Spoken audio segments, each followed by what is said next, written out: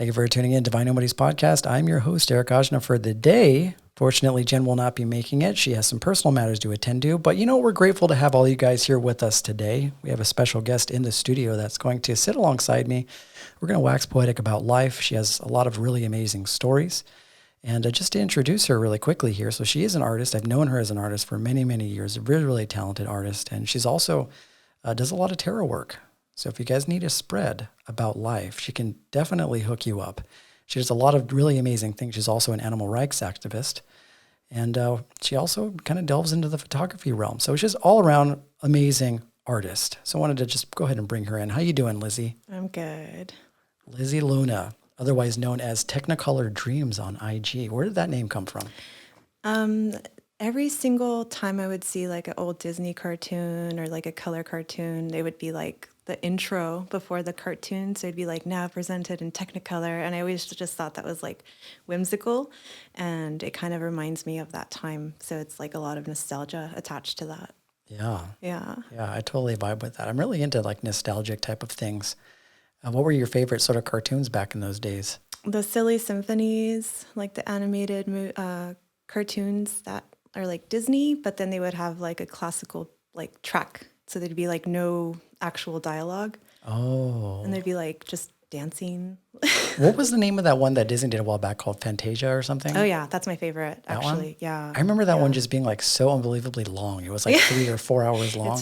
It's a really long I remember it being like 2 cassettes when you'd like try and take it out of your grandma's library. You know what I mean? Yeah. It's worth it though. Yeah. That's really cool. It's interesting to look back at those times and see how things have changed, right? I saw a few artists online on IG that are creating albums like music and things that are starting to come back that I didn't entirely know were a thing were cassette tapes. There are actually artists now that are like releasing cassette tapes of their current music. Yeah, I don't get that 100%, but more power to them. It's like, where are you going to find a cassette tape? Who's got just like a cassette player laying around? You know what I mean? I don't know. Goodwill. You go Goodwill. Yeah. Recycle, reuse. Recycle and reuse. So yeah, it's good to have you in. We haven't talked we haven't really shared space in quite a long time because of the pandemic. That sort of disarmed a lot of people from getting together and sharing some space. So to be able to sit alongside of you, me and Lizzie go back a really, really long time. We've had a lot of really amazing journeys together. And we're part of a larger group of friends that have just been really, really close and intimately tied together since at least, I want to say 2015, although I've known you for much longer than that, right? So how are things been for you since the pandemic started? I know for all of us, we were all, we had our own sort of things that we had going on. I was doing a lot of sound baths. I think you were doing like a lot of tarot and stuff like that. I was also going to festivals and, the podcast that we're doing with me and Jen came as a result of the pandemic. So how did your practice and what it is that you were into change when that started? Well, a lot of adapting for sure. I mean, there's less socialization, and that's what actually kind of made me dive deep into tarot because I've always been interested in it, but I never really fully submersed myself in that world. It was just kind of like, well, I'm here, I might as well do some inner work on myself, and then that in turn helped me like extend that to the rest of the world. Mm-hmm. So it was more like my hermit mode, but it was not without reason. It was just like, okay, this is my turn to like work on myself so I can like emerge someone new and reflect that out to the world. Yeah. It's an interesting story with you because a lot of the guests that we have that come on the podcast, I mean, we're familiar with their work through following them on social media and things like that, but I've known you for a really long time. So to be a part of your journey, me and you were both very, very different people back, I want to say like at least in 2008, 2009. Mm-hmm. So to kind of coexist alongside of a friend and see how they've grown over time is like a really surreal experience. And we have a lot of other friends in our group that are very much that way. And it's nice to see that a lot of them sort of like fell deeper into their sort of spiritual journey. A lot of them maybe became healers and a lot of them got into other healing modalities like Reiki and stuff like that. At what point did you feel that like tarot was what you really wanted to get into? I mean, when the pandemic happened, I was listening to a lot of like pick a card things on YouTube. And it was pretty like helpful for me. And I just like started kind of unknowingly studying it. You know, I was just kind of like listening to it because I enjoyed it so much. And I was learning the interpretations of each reader and like how artistic their representation can be. And I thought to myself, wow, that's like really inspiring. Like I feel like I'm an artist and a natural storyteller, but this is just incorporating a different medium like art into it. So it just became like this tool for self-awareness and for me to get, you know, more in touch with who I am and then be able to help people out. I mean, I've always kind of been that person people gravitate towards when, you know, they have a situation or an issue, they need help or advice. And like, I've always been that kind of mediator. So for me, it was just like, it kind of went hand in hand. And like, I never really like put the pieces together until like, I don't know, it just hit me one day. I was like, I can do this. Like this incorporates everything that I'm naturally good at and I can just expand on it. Yeah. You notice that all of like the different dynamics of your character when you were younger were all sort of involved in other things. Like you've always been an artist. You're also a Libra like me. Yeah. We're both Libras. And whenever me and Lizzie used to hop on the phone, we'd always just talk for hours because, you know, our planet is Venus, but we're also very mercurial in nature. So we like to converse a lot. And I noticed that, you know, you were sort of also that kind of go-to person when it came to like navigating through life's crazy challenges. So to have all of that sort of tied into one modality is pretty powerful. It seemed like it sort of streamlined all of like the greatest skills and talents that you have into one thing because you're also an artist too, you know? So what do you like to gravitate towards more? Are you more of an oracle deck person or a tarot person? I like them both equally. I see decks as like accents, like it's a different language. It's the same language, like the same, you know, meanings from like the original, like, the writer deck? The writer deck, yeah. But then each artist has like a different interpretation of, you know, what that original context is. So like, you know, someone might see a card a different way and illustrate it so, or it could just even be the color combination or just the style. Like there's different moods, right? So like there's different questions that people ask and there's just different themes that you can go and play with. Like it's still such a visual experience where you can like incorporate, you know, the tone of the reading and the way the person phrases the question. Like it all goes into like this combination of storytelling that is like helpful, and it's just like a different perspective. Like I'm removed enough from like that person's experience to have like a filter of like what's going on, because like I don't take it personally that way. Like it's like not someone kind of like, I don't know. It just feels like a filter that exists with that medium, and it's sustainable for me that way. It's like you become almost like a clear channel for whatever energy that sort of comes through. And I think that's a challenge that I think some people that get into that type of work is trying to discern between what is your ego saying and what is like a deeper intuitive sense, like bringing into the space, right? Yeah. I mean, for me, it's a really good way to put it. Like I guess I was trying to say like, it's possible for me to be objective, like, and I don't latch on to it as like, this is my experience and I'm attached to it. Like I'm not biased towards that person's outcome. Yeah. Like I'm always like, okay, this is what's best in this scenario, you know, but I'm not like, I don't take it personally, if that makes sense. Yeah. Do you ever have situations where you're giving readings where you realize at some point that the reading is also for you? Oh yeah. Yeah, definitely. Like, it's a lot of synchronicities happen where it's like, whoa, like I actually needed that for myself too. Like I'm going through something similar, and the readings are always kind of like more profound when it's like, wow, I needed that as much as you did, you know? And I get the lesson out of that too. And then I talk about that lesson too with that person. So it becomes more profound, you know? Yeah. Interesting.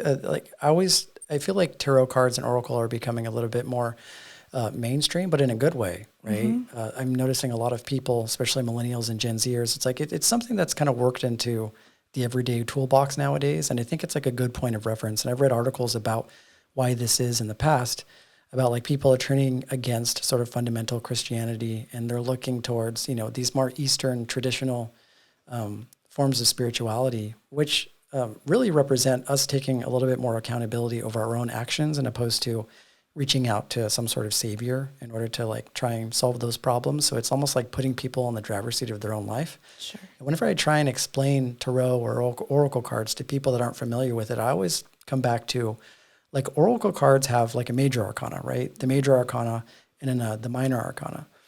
And a lot, at least from my perspective, a lot of them sort of represent different times that a human being goes through. And because we're all human beings, we all experience happiness and pain and trauma and joy the same way.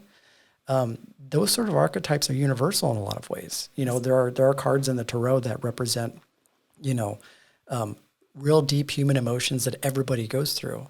So I would say that like the major arcana, if I were to explain it to people, are, you know, at some point in our lives, we've experienced what it's like to be, you know, like the death, to experience the transformation of the death card, or we've at some point in our lives experienced the, you know, the calamity of what it feels like to get a tower when you pull it. You know, would that be like kind of like a fair assessment of that? Oh yeah. I mean, the major arcana is kind of like life stages. Yeah. Like you fall in love, you like people die. Like it's just different like pivotal stages in someone's life. And that's why they're major, because they're major things that happen in everybody's life. Right. Yeah. And then like the minor is just like human emotions. And the reason why I think tarot is still around today is because it's timeless. It teaches us about the human experience, and it's a tool for self-awareness. So like, how could that not be valuable? And I think the most important things, like it's considered art, right, at the same time. Oh. And I think the most, like the things that are timeless teach us.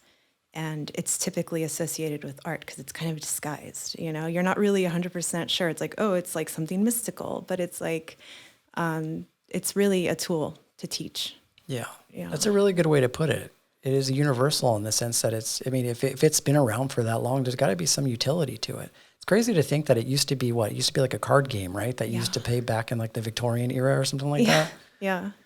And to think that like that transformed into what it is today. It's like I use oracle decks. I love oracle decks. I love interchangeably kind of using the tarot too. And it's really nice to have that sort of perspective, you know, like there's nobody that knows you more than yourself. Right. You know, and it's one thing to go to a friend and seek advice, but if you're somebody that's giving, you know, a reading to yourself, it sort of has this way of like triggering different emotions or putting different things into perspective into your own life visually through imagery. Mm-hmm. It's more gentle than just like a deep, hard look at yourself. And like you're asking yourself, why did I do that? Like there's this filter, I think, that exists in that format that's easier. It's a more digestible. Yeah. Why do you think that in tarot and oracles, maybe not so much oracle, because oracle is sort of like almost like society's attempt to soften the blow of tarot. Yeah. But why do you think that tarot has such a negative connotation behind it for a lot of people? Because it's popular. I mean, I think, you know, like people can interpret things either way. It doesn't matter what the medium is, but because people don't fully understand what it is to begin with, there's a lot of negative associations with it, right? Like we fear that what we don't understand, we fear the unknown. And a lot of people like from religious backgrounds think, well, that's something that's essentially evil because it's predicting the future or something. But it's like, it's not like we always have the capacity to create our own reality, you know? Yeah. Like, so why is that an evil thing? It doesn't make sense. Yeah. It doesn't make sense. And just like anything too, I think that's the magnificence behind the tarot that I enjoy is that like, it's neither good nor bad. And it's all about how you go about doing it. Any time, it just is really going to depend on the type of intention and energy you place behind it. And I think maybe the loudest people in the room are the ones that give it a bad name, because anybody can take it and, you know, sell it in such a way that it seems sort of dark. I mean, obviously, I think mainstream media has done a really good job at demonizing stuff like that, you know, because they associate it with like witches and witchcraft and bad things like that. But I don't think it really comes down to the cards. I think it really comes down to how we approach it, right? Like the energetics behind it. I feel, and you probably have these sort of traditions too, at least when I start with this spread, I'll do maybe like a small prayer or like like an intention where I'll call in my guides, or I'll call in, you know, the archangel, or I'll call in like an ascended master, somebody's like to kind of be with me in this space to ensure that, you know, everything that I'm getting is for like my highest good, something that I need to know. Is that something that you do as well? Yeah, most definitely. I remind myself of the reason why I'm doing it. And the intention is everything. That's the number one step to manifesting to magic. It's the thought and then it's the action. So it's like, how do you want to create this? And I always make sure that it's coming from a good place. It's coming from an objective place, but it's also coming from like this loving place without judgment. Because it's as soon as we attach our personal views on it, that's when the reading doesn't become actually helpful. And it's just like kind of your opinion, or you're becoming biased, or you're kind of just like nitpicking at someone's life for no reason. And that's not what the person came for you. Like they're looking for guidance, not your viewpoints necessarily. Yeah. I had this conversation with Jen, I think on the last podcast that we did about accessing the creative space. And I kind of liken the creative space to the spiritual space, right? We're pulling from the same reservoir of energy. And we were talking about like how creativity can't be forced. Like there's a certain amount of presence and sincerity and intention that is involved in really diving into the intuitive realm. And that intuitive realm is void of any ego, that may or may not be attached to it. So I feel like it's pulling into that same reservoir of energy. I noticed that in the beginning, maybe we all start the same. There's a lot of ego and there's a lot of sort of like assumptions that we have of what this modality can do for us after, getting into it a bit more and understanding how my intuition works in contrast to my ego. I started to notice a lot more things in the cards that I didn't notice before, like symbolism, for example. And that's the one beautiful thing about tarot and oracle decks that I really enjoy is it's not so much just reading the word that's on the card, but if you're open enough and you're tapped into that creative space enough, you can start to see symbolism that corresponds with, different messages, right? Yeah, I definitely notice a pattern when I have a spread because I use several decks. So I see an underlying message, and it's more about like what I intuitively feel or what I see, and then I just trust that and I go with it. Like, okay, I noticed this, like sometimes I don't even pay attention to the wording on the card or the traditional meaning. Like sometimes, something seemingly like a bad spread, you just get all like 10 of Swords or, death. You're like, well, actually, this is like effective. Like you actually can work with this, and it's not a negative spread. It's just how you perceive the information to begin with and how it associates with what the person is asking. That's totally true. And that's a perfect contrast between like ego and intuition. Like if somebody doesn't understand how oracle or tarot decks, how they work, you'll see the death card and you'll start fucking running for the hills. You're like, oh my God, does this mean I'm going to die? And there are people that go that way, but now when I receive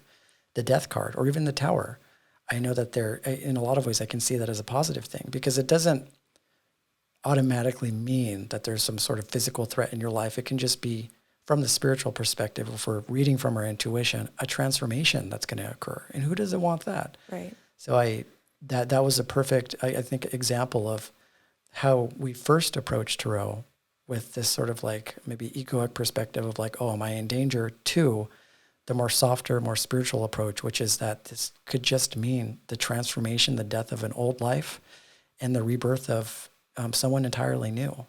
And I think that it's like a really good way to kind of look at it, right? Yeah, there's always going to be duality.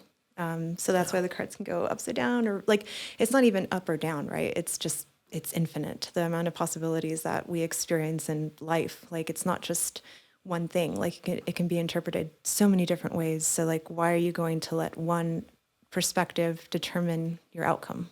Mm-hmm. Yeah. And how many decks do you have? I have around 100, but I'm working on more. 100 decks? Yeah. How do you determine what deck that you want to use when you're giving somebody a reading? It depends on what they're asking me, the topic, the feel of it. Some people want like a pick-me-up, Some people want more introspective, like I have shadow work decks. So it's like, some people want a deep, like hard truth type of reading, like give it to me. Yeah. Yeah. It's like, okay. Like, and I can generally feel what that is, just how they phrase it and what they're going through, some like if someone's already down, like they don't want to like keep getting like, things to work on or like feeling like they're nitpicked when they just want a happy reading and they want something to look forward to in life. And that's totally fine too. We're all we all have different capacities and different wants and different desires. So like, I'm going to respect that and I'm going to honor that, right? I'm not just going to be like, this is what I think you need. It's like, this is what I like think is the most loving approach, the most effective approach. So it just goes by how the topic, I guess, of the question. And that's how universal and versatile it is. Like everybody has their own type of love language, right? Like how they give and receive information. So it's nice that you're able to like be empathetic to the needs of somebody else through their energy. Definitely. I think that's really important because I've gotten readings in the past where it was like, you know, it was too strong for my sort of empathetic self, you know? Sure. So I think it's like important to be able to tap in. And I don't want someone to just tell me what I want to hear either, but it feels like there's sort of like this gentle balance that needs to take place. And of course, because you're a Libra, it makes sense that you would get into that sort of thing, right? So, yeah. I mean, there's always like a delicate balance, right? And sometimes like it's just all about adapting to that circumstance too. Sometimes like I obviously don't try to make any assumptions with the person either. So I ask, like if they feel open enough to discuss whatever it is, the question is, or the topic is, like I'll get some more information, because if I'm not 100% sure, how am I going to give that person advice, right? Like it's not the most, like I make sure to not make any assumptions about what that person needs. And I like, as much as I read cards, I also read people. yeah. So what would you say to somebody that they have a very specific way in which they look at tarot oracle, where they start asking like ultimate questions, like some people that maybe they're in a really desperate situation, they need like a yes or a no, or is this going to happen? Like if somebody, wants you to essentially tell them the future, can you help maybe dissolve some of those myths about really what the intention is behind oracle and tarot and what it can and can't do? Sure. I mean, there's a lot of people that I think they put me on a pedestal and they're not even realizing it, right? They're like, you're going to determine my future. And I'm like, don't give me that power. That power is ultimately yours. Yeah. And a lot of people don't even realize that's what they're doing, but they place that importance on me because they don't want the responsibility of their life, essentially. So I try to I honor each question, and then I understand how they phrase it. And then I do several spreads. Mm-hmm. So then it's like, okay, am I ever going to find love? And then, I get whatever the result is. And then after I do something more progressive, like how can you open yourself more to love? Mm-hmm. I put the power back into the person. I'm more about empowering the person to make sure that they feel capable to create what they want. Yeah. And I heard somebody put it this way before, which is that the reading that you're giving is true in the moment that you happen to be in right now. Like it's almost like a reading of potentials and possibilities based off of like your behavior in the moment, right? Sure. And so whatever it is that could be real for that person in the moment could be true, but they could decide to do something entirely different the next day, and that reading will change into something else, right? Are you just giving them a snapshot of where the energy is in this moment? I'm only giving them a possibility. Yeah, it's like a possibility. Yeah, it's like a choose your own adventure. You want to choose this one, go for it. But I'm trying to give constructive advice. Like it's like you go to a therapist and you don't go to the therapist, fix my life. I mean, I hope, maybe some people do, but that's not like the most, empowering thing to do. Like it's more like you go to a therapist, you open up, you feel comfortable with being vulnerable with them, and then you get some advice and some guidance, and hopefully you feel a little bit lighter after the experience. But you're not going to a therapist and thinking this guy's just gonna erase all my problems and I'm not gonna think about my life in a dramatic way. It's a process. Yeah. I remember I was watching this YouTube video a while back. There are some people that get readings that they obviously don't like. I've gotten readings that I got a spread and I'm like, I don't know if I like this spread. And then you'll just put the card back into the pile. Sure. But there was this spread that this fellow had that if you pulled a card and it was maybe a certain outcome that you weren't looking for, or maybe something that you wanted to immediately change, he did this thing. And I want to know what you think about it, where he pulled another card, or he put his hand on the card, and he closed his eyes and he focused an intention on how he wanted to kind of move through that or resolve it in some way. And he thought by focusing your energy or some positive energy or some healing energy on this card, that it would alter the trajectory of the reading. So after he did that, he pulled another card and put it over the top of that one. So it was essentially his way of changing the energy of the card through his intention into another outcome. Yeah. Have you ever tried doing that? Well, I mean, I don't believe in a negative reading, Yeah. it's all about like your perception of it. Oh, And it's just kind of like, okay, we can focus on that, but the story continues, right? It's not the end. It just keeps evolving. It keeps happening. So it's just kind of like, do you want it to end here? You don't have to, it's your choice. You can stay stuck in this spot, but the good part is you keep going. It's life. It keeps happening. yeah. That's a good way to look at it, because whether or not it is has a bit more light in the reading or a little bit more shadow, you're pretty much focusing on both of those polarities as opportunities for growth in some way, right? And I think that's the responsibility that some people need to kind of take on if they're going to venture down that path of maybe doing oracle or tarot, is that you're learning about yourself regardless of whether or not it's something you do or don't want to hear. Right. Right. So if you're somebody that's looking just for, the bells and whistles and all the good stuff about tarot, it's going to be, I think, a little bit too abstract, and you can kind of risk kind of being fragmented in a lot of ways. You have to like really be cognizant and aware of what you may not be doing right in your life. Right. And some people aren't ready for that either. You're not ready for that. Do you ever have those people that like, because they put you on a pedestal, they come back to you later and they're like, hey, Lizzie, I thought like you told me I was going to win $1 million or something. I don't do lottery numbers. Like that's, Just give them a fortune cookie. It's not what I do. I don't like that. Like I like to be, when people want to do that, like they want to give me that authority, I give it right back to them. I've said, no, you're in charge of your life, but I say it in a gentle way, obviously. Like I'm like, I will honor your question, but then I, move with it in a progressive way where they understand that it's ultimately up to them. Yeah. But I don't do lottery numbers. Yeah. Don't do that. Don't come at me. Yeah. I don't want that pressure. Yeah. So it's cool that you're into the tarot card and the oracle. How I've known Lizzie for most of the time that I've known her is that she's just been an artist. I know that's a very universal sort of term. You've been involved in lots of different things, and you're an amazing and a phenomenal artist. I have some of her art. I was showing you some of the art that I got from you a while back. I have it like hanging in my home, and I wanted to kind of dig a little bit deeper into that because you're a really complex person. You're a really intelligent person. You have a lot of life experience with this whole thing. But what made you gravitate towards art, and what is it that you kind of seek to do? Like, what is your objective when it comes to how you approach art? Is there a reason or a story behind that? Yeah. Well, there's just certain things in life that aren't as effectively expressed as, like with just words alone. There's things that life is just more complex than just, saying what you feel. And art is that outlet for me because it's more profound. So yeah, I got into it. Like I would always take like electives in school, and I never really took it seriously. Like I thought it was like a fun outlet. But I never realized like the impact that it could have not only on my life, but with others' life. And that took me down like a really dark rabbit hole at one point, but I came out of it, feeling inspired more than anything.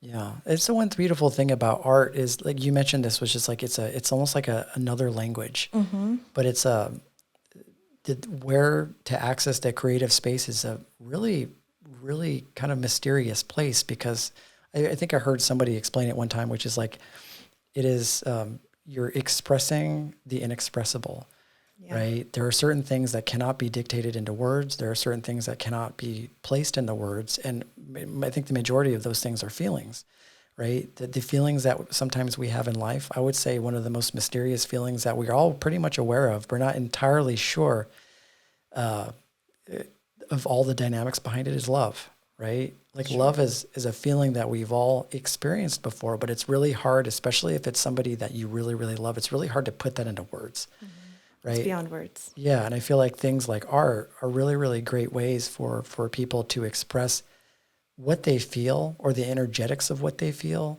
in a way without having to use words to obscure that. Most definitely, yeah.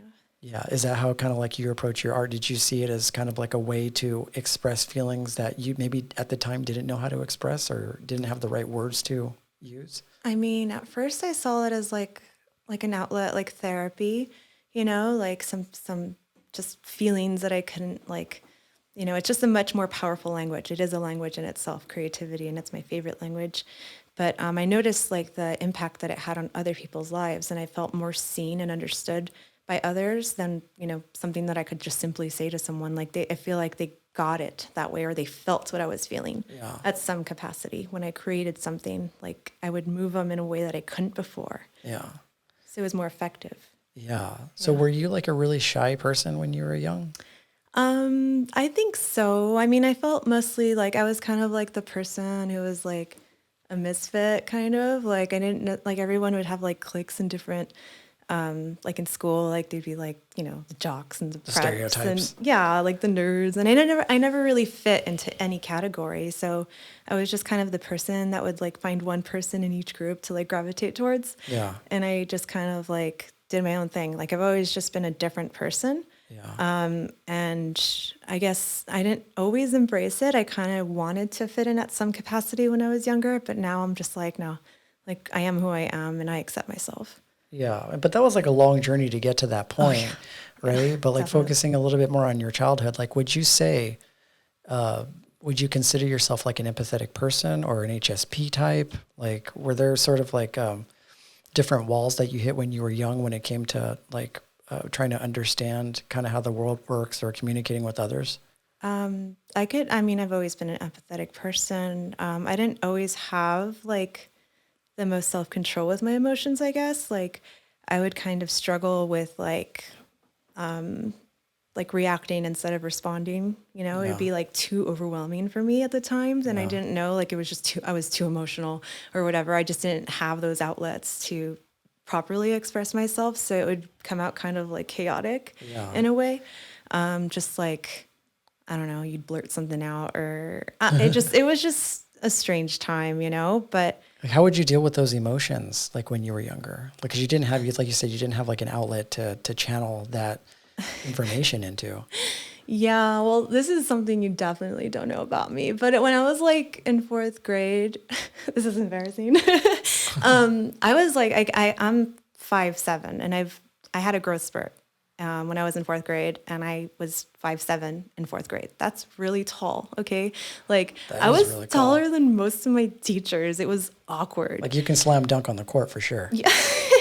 Yeah, so it was weird. It felt like they called me the Jolly Green Giant, and it wasn't fun. And Aren't kids little assholes sometimes, right? Kids are so mean. They can say the craziest shit. sometimes they have no filter. But, I kind of like, I had a lot of hormones, at that moment. Like I was growing and I didn't know how to like properly channel that. So like all the kids that I had a crush on were like obviously shorter than me.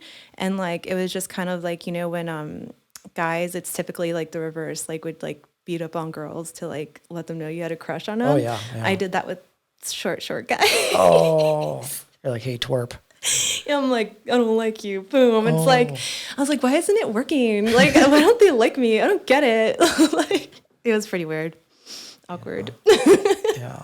Yeah. That's an interesting thing when we're kids. We have these little tendencies that we have, because when you get older and you start tracing back through your childhood experience and you start thinking like, wow, like it's crazy how we have these all these little unconscious behaviors that we're not aware of, such Right. as like picking on the person that you love, Bizarre.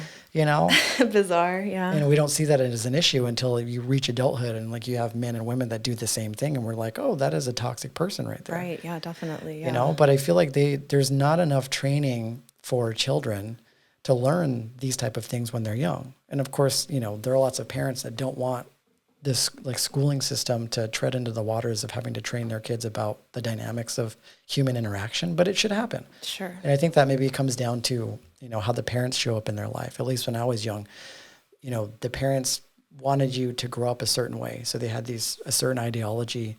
They wanted to kind of keep you away from all of the bad stuff and only kind of like pull you along the direction that only they knew.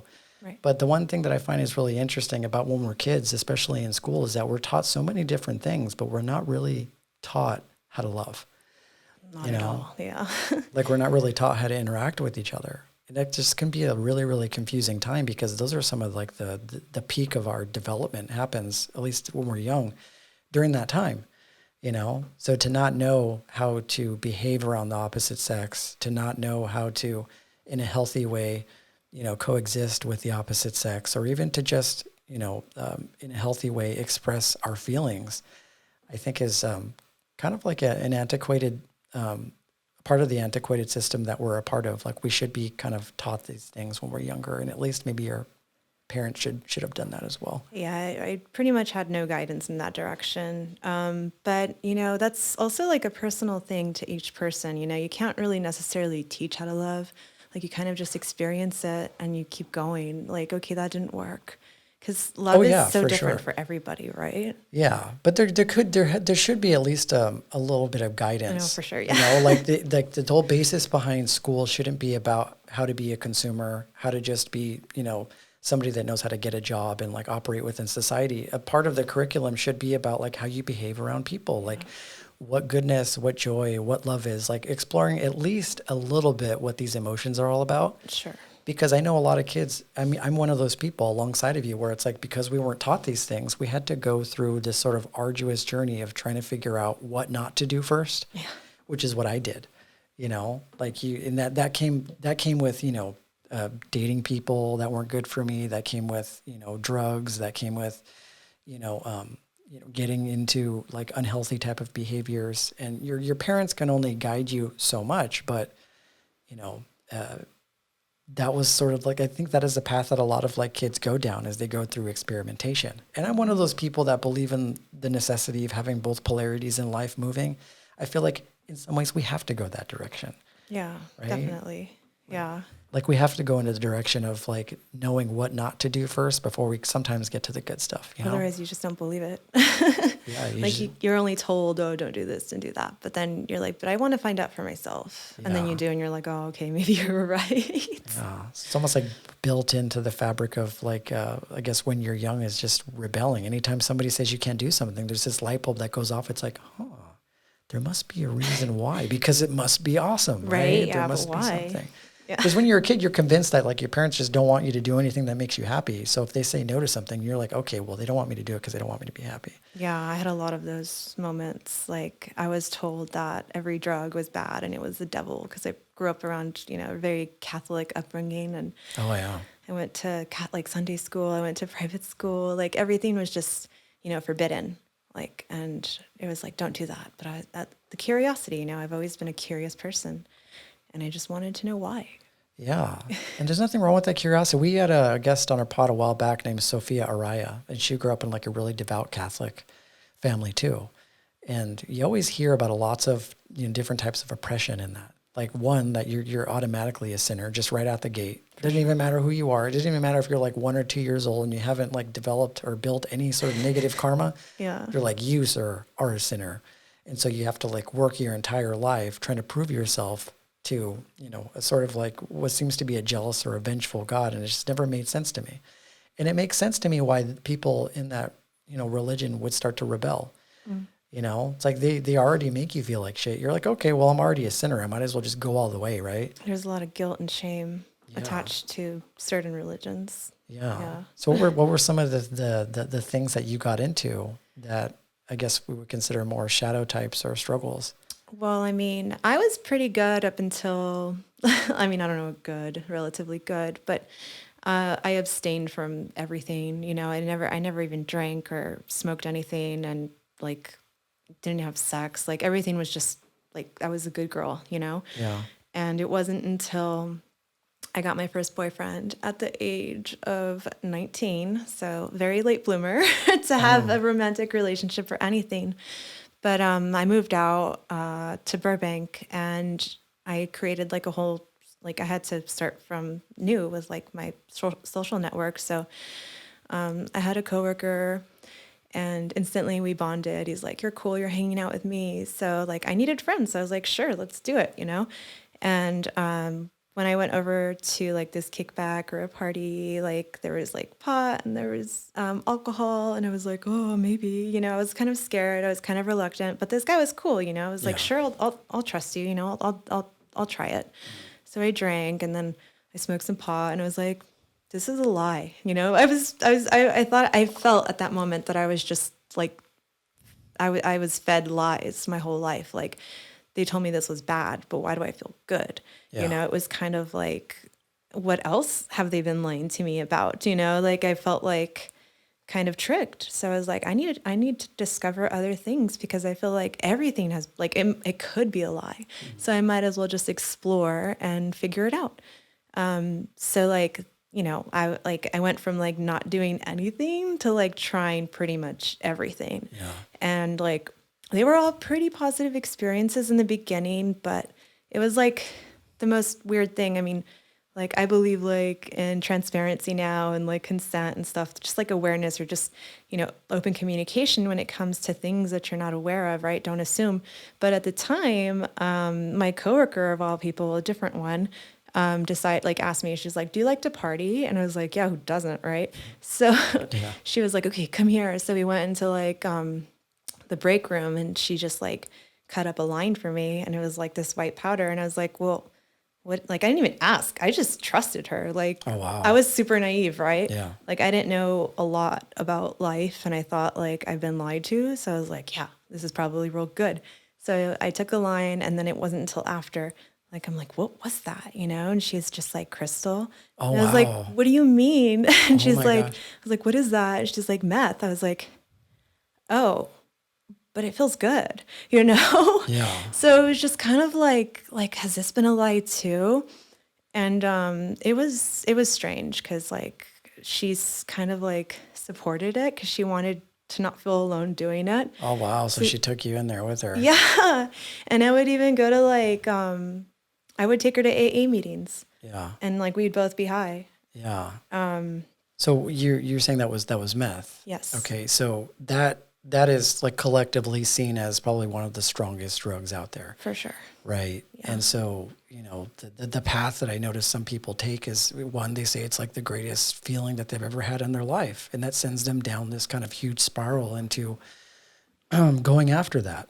Right. Considering that you were so young, like one, I'm just really curious about this because, I mean, obviously I've never done it, but how did that make you feel? Like the first time you experienced something like that?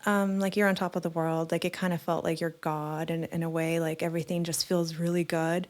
Yeah. And it's addicting, you know, to feel good. Like who doesn't want to feel good? But what I didn't know was like, you know, when you're not on it, it makes you feel awful. So, you know, there's a selfishness that gets attached to that experience because you're willing to do anything for it because it feels so good. Like I became a very, very selfish person and I betrayed people's trust and I basically,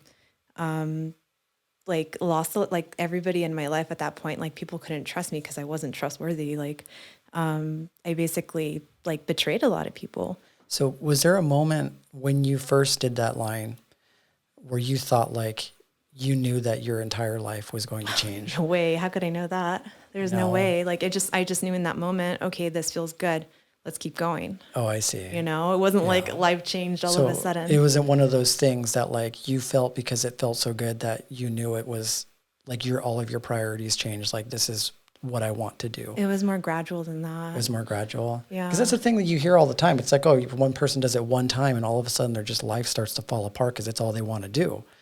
I mean, it takes time. At least it took time for me. Yeah. But I went on like a 9-month binge and then me and that friend, if you can call her a friend, we had a falling out and then I realized like, oh man, this stuff's expensive, you know? So then it resorted for me to do things that I never thought I would do, like steal for the sake of supporting that habit and lying to people for it. And it became like a really negative spiral where, you know, even sex felt like amazing to me at the time. It was like the most mind-blowing thing I could ever experience. So I would be promiscuous, like I'd sleep with random people, even when I was in a relationship, like my first boyfriend, right? Yeah. Like I just took everything for granted, right? And I just thought to myself, I can get away with it. It's worth it. Doesn't matter. Didn't think about consequence at all until I lost pretty much everything. Yeah. I can relate to that story. And we talk about it a lot in the podcast. Like my father was an addict and his drug that sort of like really tore him apart was meth. And so I can like resonate with a lot of what you're saying because a lot of what I experienced with him were those very things, you know, like seeing all the different family members, burning bridge with all of those people, like stealing from like other people, stealing from me, especially as a young kid. I wasn't as emotionally aware back then, but I can see how gradually over time, how he became a different person and how the entire world around him started to crumble. And at the same time, while you're on that drug, I mean, obviously you're not thinking rationally. You're not really thinking about the impact that you're making on other people. You're not thinking at all about other people. Yeah. And the sad thing about it is that, my father was also like, he was a good person. He was a very empathetic person, but also a very sensitive person. And he was, his situation was he was the result of a really unfortunate sort of upbringing. He witnessed a lot of trauma and a lot of negativity in his life and a lot of abandonment and a lot of neglect. And unfortunately, that got the best of him. And that was his way to, I think, cope with a lot of those feelings that he was feeling. So the unfortunate thing is that he just needed to be loved. And there wasn't anybody in his life that was able to love him. And, you take on the responsibility, regardless when you have children, right, to be sort of like a beacon of light to them. And he wasn't able to be that. And so to be able to witness sort of like him crumbling in that way has been really, really unfortunate. But the one thing that I did want to bring up is that I noticed, it's easy to demonize people that get involved in that type of stuff. Sure. Right. But the one thing, just based off of my experience, is that some of the strongest, most beautiful and amazing people are the ones that fall victim to drug addiction and drug abuse. Right. And to change the narrative between seeing those type of people as just bad to changing your perspective and seeing it as there's just somebody that needs to be loved here. There's just somebody that needs tremendous amounts of healing and somebody that needs a whole lot of support. Now, I know that's a difficult thing because if you've ever tried to support a meth addict, yeah, it's tough. It's a really difficult thing because boundaries tend to be a really difficult thing for them. At least it was for my father. But I just wanted to bring up that, just because somebody gets into drugs doesn't necessarily mean they're a bad person. I think Gabor Mate likes to look at it as it's their attempt to solve an issue, right? It's their attempt to try and heal some of the pain that they're going through, and they just need to be directed in such a way. You know what I mean? When you were going down that path, right? So what was that like? Just constantly, I imagine you said you were doing it for quite a few months. What was it like just always being high? It felt great until I needed it again, and then it just started, I started noticing that people didn't want to hang out with me anymore. I was kind of just, I'm sure, a chaotic, selfish energy, I had pretty much everything going for me at the time, but I decided to take it for granted, and I didn't understand consequences at all. I was just invincible at that moment, it was just kind of doesn't matter. I was just too young to realize my actions have consequences. Yeah. And it wasn't until I lost everything that I could see that, and really reflect on it and say, do I really want to keep going down this path? And the answer was absolutely no, because I ended up in jail, I ended up having my family basically disown me because they couldn't trust me. They didn't know who I was. So I had to Why did you go to jail? Well, I was at one point, supporting myself with my drug addiction, and it got very, very expensive. And I just said to myself, I can't even keep up with this. I can't even pay my rent. I just started, losing everything. I stopped going to my work. I stopped going to college, and I was just getting high basically. And then I realized I don't have any more money for this, So I went to my drug dealer's house, and I got my last hit, and I thought to myself, I can't do this anymore. This is too much. It's too expensive. I don't know what else to do. So I was in a very desperate state of mind, and I called my sister, and she lives out in Iowa, and I decided to be honest with her. I said, hey, I just got my last bag of meth. I'm not intending to do this anymore. I can't even afford this, but I'm letting you know that I need help. And she was like, okay, well, you're my sister and I love you. Come over. So I decided to hitch a ride over there. Basically, did not think about anything really. I was just high out of my mind. Okay. How old were you then? I want to say maybe 22. Okay. Maybe 23, something like that. Okay. So I decided to take a road trip out to Iowa and move all my stuff. And I kept my word, as far as not bringing meth, but she told me, don't bring anything. If I see you bring anything like, I'm going to cut you out. So I said, Anything as if drugs, like you like, don't want to bring anything. right. Right. So I thought to myself, I thought she just meant meth because like everyone's cool with weed in California, basically. Yeah. That's what I thought. And that was 22 back then. It wasn't legal yet. Right. Yeah. So, and she has kids, so it's a different story, right? Yeah. Like, I can kind of see her side, but I wasn't in my right mind, to say the least. So Yeah. I went over there and I was withdrawing like crazy, you know? I mean, I'm trying to remember like the dumb things that I did. Like I all of a sudden it was snowing out there and I got a shovel and I was just digging for no reason. I thought I lost something. Like I was crazy. Okay. Like I don't like I probably wasn't making a whole lot of sense to her. Yeah. And I was kind of just withdrawing and losing my mind. So like, why were you out there with the shovel? I don't know. Was it just this feeling of like you needed to keep yourself busy? I have with no something? idea, but I was erratic, very erratic. So what does withdrawal feel like when you're saying that you're going off of just doing meth, you're trying to consistently stay on it out of fear, I imagine, of what the withdrawals feel like. But when you have to commit to actually withdrawing, like what does that feel like in your body or emotionally? Like you can't regulate your body temperature. You feel hot, you feel cold at the same time. You feel like hallucinating, like you don't know what reality is. You kind of feel like puking. Like it feels like you're going to die. Like basically, like you don't really have control over how your body feels, but it feels awful. Yeah. Yeah, it feels like you're going to die. And, you know, you try to like, if you can afford it or whatever, you keep going, then you keep going. But at that moment, I made the choice to stop. So I decided, you know, to not do it when I was over there with her. But, you know, I brought a vaporizer, and that's just like, not like a vape pen or something, but it was like one of those little things that look like an amp and has a glass tube. And then you put like weed and then you burn it, and then it's like a pipe that you smoke out of it. You know what I'm talking about? I think so, yeah. So I brought that, but I didn't even have any weed. So I was just trying to smoke the resin, and like it was like 2 a.m. and I was like, I locked myself in the closet to the room I was given, and like she smelled it. My sister smelled it, so she called the cops on me the next day, and she goes, "You're out on your own now. You know, you broke the trust. You broke the agreement." And I was just like, I didn't bring anything. Like, you know, it was just kind of like, wow, you're going to do this. And, you know, like I'm fucked basically. Like, you know. When she meant that you were out, like she was essentially kicking you out. She kicked me out. Yeah. But she called the cops, and the cops came, and, I mean, they didn't find anything outside of the vaporizer. And, you know, I got a misdemeanor on having paraphernalia with intent to smoke.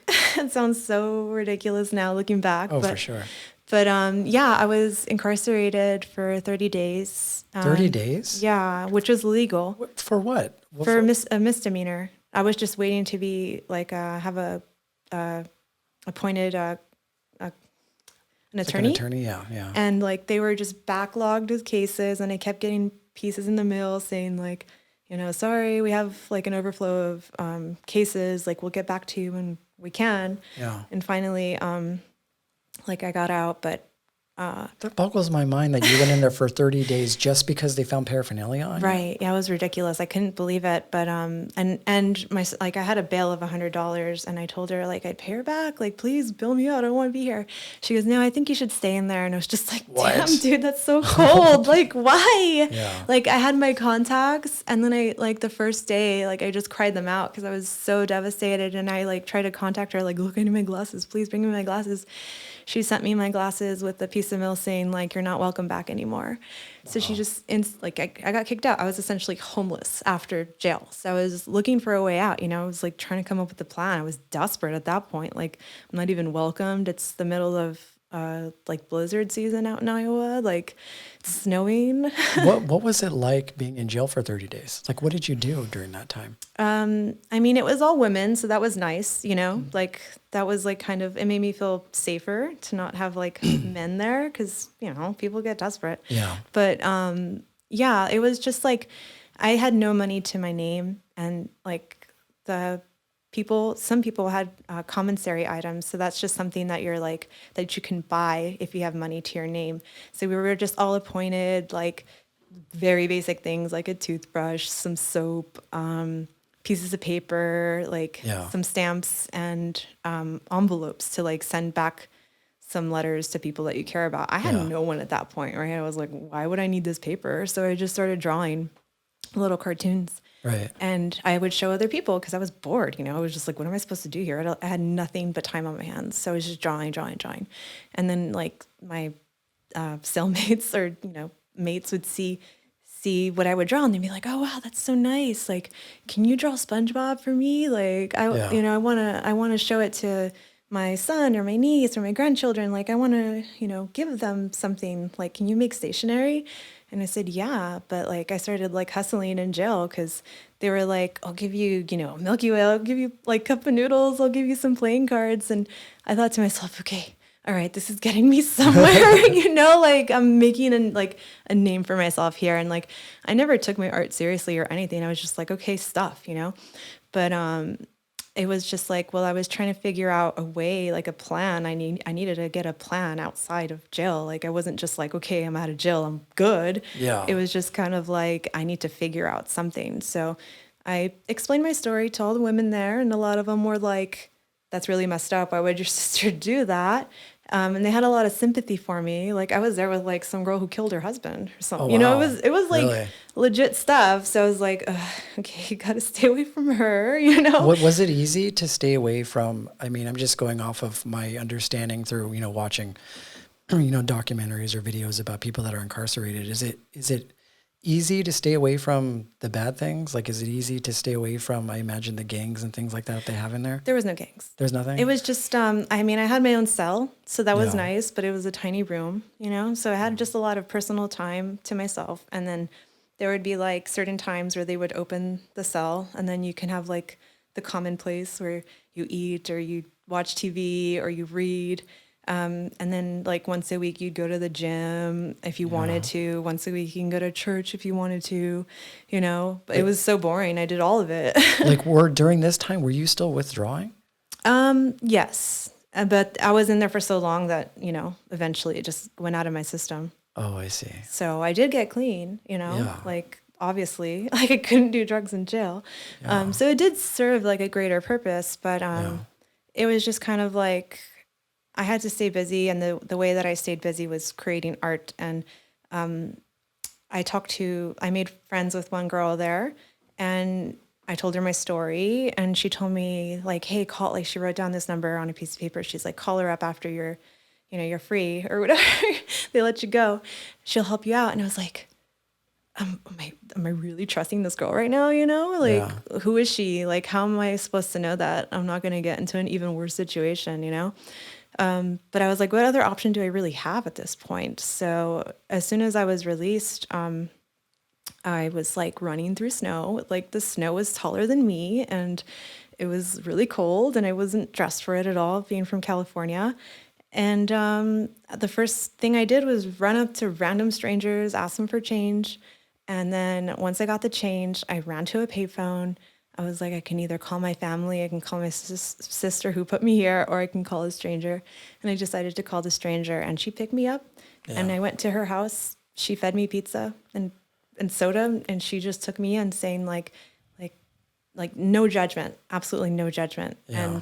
And at that point, she took out a piece of paper, and she was like, did you draw this? Was this you? And I was like, yeah. And it was like a picture of Scooby-Doo and Scrappy-Doo. And she's like, I really, really love that. Like, if I take you out to Hobby Lobby and get you some supplies, will you do a bigger painting for me? And I was like, yeah, sure. Why not? So she ended up taking me to the Salvation Army Center, and that's where I stayed. It was like a women's shelter, and she visited me every day. And I didn't realize until that moment, like how big of an impact like art could have on someone's life, like enough to trust this stranger who just got out of jail, like how possible is that? Yeah. It's interesting because it seems like art sort of guided you through that entire process. Most definitely. Like I feel like love has these really interesting ways in which it guides us. It doesn't just guide us through, like somebody like loving us or guiding us through a difficult process. Like sometimes like little subtle little talents that we have, things that we do out of love. Yours just happen to be art, seem to have like guided you through a really, really difficult process. You know what I mean? Yeah, I don't know how it would turn out if I didn't do those things. Yeah. Yeah. Yeah. It was just sort of like a language that the other people that were there were picking up on. And I just feel like maybe that inspired people to want to help you. You know, I wanted to ask you about this because this is a question that a few people have brought up to me kind of in the past, which is, you know, sometimes when you're walking down the street, especially like here in Pasadena, you see a lot of transients. Like there are a lot of homeless people in Pasadena. And I imagine a fair share of those people are drug addicts. And so you see them walking down the street every once in a while, like talking to themselves, right? And I've thought about this a lot, just mainly because I've read a lot about, you know, like alternate sort of dimensions that exist, like the fourth dimension, 3D, and they always talk about like, you know, whenever somebody engages very deeply with like drugs, you leave yourself vulnerable to, you know, being influenced by all these different other types of energies that exist in the world, whether or not it's through people, whether or not it's through like spiritual beings. And I always get the feeling that like when I'm on the street and I see these people walking by, or maybe I just happen to be walking on a sidewalk and you just see somebody appearing to talk to themselves, it seems like they're talking to somebody. Right. Like it seems like they're engaged in a conversation. It may not even make sense to us, but it seems like there's another force there with them. Or did you ever get to a point like when you were on meth where you were so like deep into it? I don't know if you had gotten sleep or if you were like awake for days at a time. If you've ever had that feeling. I would hallucinate, see things that weren't there. I think when it comes down to it, you know, there's like mental illnesses and disorders and stuff like that, which like can take you to another place. I think the only thing that really divides those people from like the rest of us is intention. I think it's like, what do you do with those voices? Like, how do you integrate that into your life? And like, if your life is chaotic and has no sense of stability, like, how is that going to serve a greater purpose? You know? Yeah, that's true. And I worked for the adult day services. It was actually the Union Station Homeless Services in Pasadena for a long time. It's like a homeless shelter. And I did that like years and years ago, but it really changed my perspective on transient people. It's easy to kind of just see them as like people that like don't want to work or don't want a job. And I never saw them that way. I knew that there was something else that was happening just based off of how I grew up. I noticed that a lot of the people that were addicts that were on the street were people that were diagnosed schizophrenic, that were dealing with real life psychological issues that needed medication, but didn't have maybe the financial capability in order to get those prescriptions filled.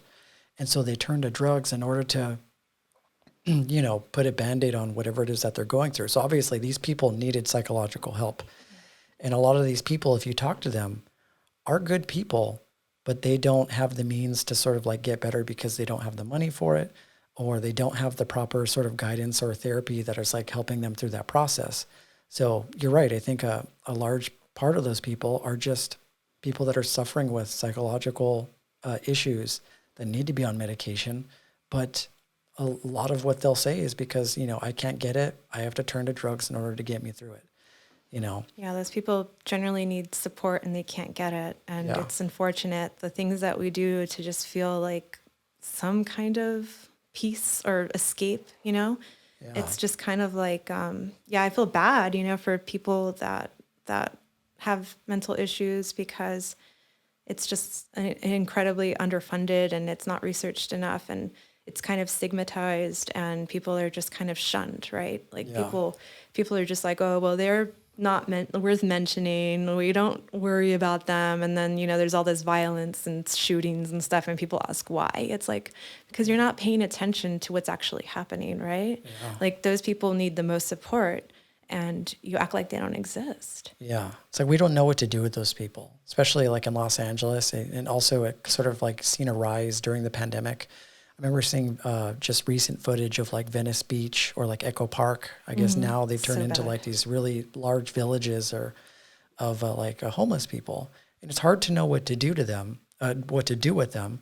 And I think it's just a result of like a failed sort of government system that we're a part of. Like we don't have the money, you know, where are we going to get the money to help these people? And so because they've sort of like are caught in sort of like a gridlock as to like not know what to do, they just sort of just allow it to happen, and I think that creates a lot of stress and anxiety for the people that live, local to where they are. And I understand, like, if you have a family and you got 2 kids, last thing you want is to just see, that like drug use in front of your house, like where your child's playing, you know what I mean? So it's like a much deeper issue. It's really difficult to know how to go about it. But I think as it pertains to this conversation, I think, like you said, a lot more work needs to be done, and a lot more compassion needs to be had for these type of people, because they could have just had really difficult upbringings, and they could have had just been dealt a really bad hand. So I think it's always important to just remain compassionate and understanding and help when you can, but not automatically just pass judgment on these people, because, they're still human beings. Most definitely. Like, all it took for me is to be seen by one person to realize that I can create impacts, like that one person who decided to take a chance on me and trust me and me be at her house. It was just like, wow, this lady took a giant risk. I could have been anybody. I could have been, I could have still had ill intent with people. I could have still been a drug addict, but she decided to take that chance. And like, those people are rare. Those people, like, I don't know how I bumped into her or how it happened, like, obviously my art had an impact, and I realized like I could communicate like on a larger scale through art because of those moments. Yeah. But it's like, most people just need someone to have them be seen, That's true. I 100% agree with that. I remember when I was I worked at this nonprofit that would feed like the homeless, and it was down in Riverside. And how this program worked is that we would go out there every Sunday with food to like this park. And a lot of the transients and the homeless people in the area knew that it was happening, so they'd always go for like a meal. And a part of the work was like interfacing and engaging in conversation with these people. And I remember sparking up conversations with a few of those people. And a lot of them just seem so surprised whenever somebody actually wants to sit down and have a conversation with them, right? And we think because we just live our regular everyday lives that it's just as easy as, walking into a store and being able to spark up a conversation with somebody. But these people, they go through their entire days walking the streets. Not one person acknowledges them. Mm-hmm. And for the most part, most people pretend like they don't even exist, right? And all of us have been guilty of doing that to some degree. Some of it has to do with, one, we don't know how to approach people like that. We don't know what to do in that situation. We're also met with our own fears of, not wanting to be homeless or not wanting to affiliate ourselves with drug addiction or homelessness. So we've all been that person. But I noticed when I would have conversations with these people, all they were looking for was for somebody to just acknowledge the fact that they exist. Yeah. All they wanted was for someone to look at them and be like, invalidate the fact that they exist too, It reminds me of when I was little, like in 3rd grade. I was in East LA growing up, and I would save all my, we had free meal tickets, for the school program. Yeah. And I noticed that I wouldn't eat all my meals. My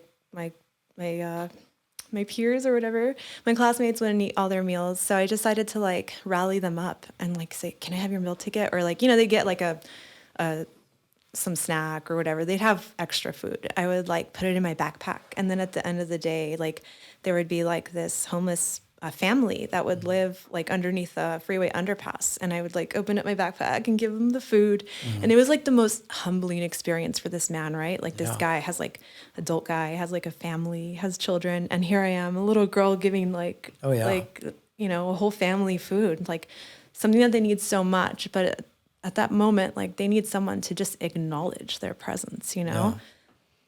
So it helps, every little bit helps. Yeah, it definitely helps. You never know how you're going to change somebody just by talking to them, We'd be surprised at how many people don't acknowledge the fact that those people exist. And you can be that one person that just changes it, that just turns it all around for them. For sure. You know what I mean? Like you said, this person just came out of nowhere, and this person just believed in you. And maybe that's what we need. We just need someone to believe in us for a moment, especially after we've come from such a traumatic experience. And to have that person believe in you even for a moment can kind of get the gears rolling into okay, I'm a human being. I'm being acknowledged as a human being. I exist. I still have a chance to make some sort of impact and change my life around, And so you're saying that she was sort of like that opportunity for you to move forward. Most definitely. Yeah. I don't know how it would have played out. And yet, like, if those things didn't happen, I feel like I could have been frozen in the snow for all I know, like I was in a bad spot, but I believed that, there were still good people out there. Yeah. And I just needed someone to believe in me too. Yeah.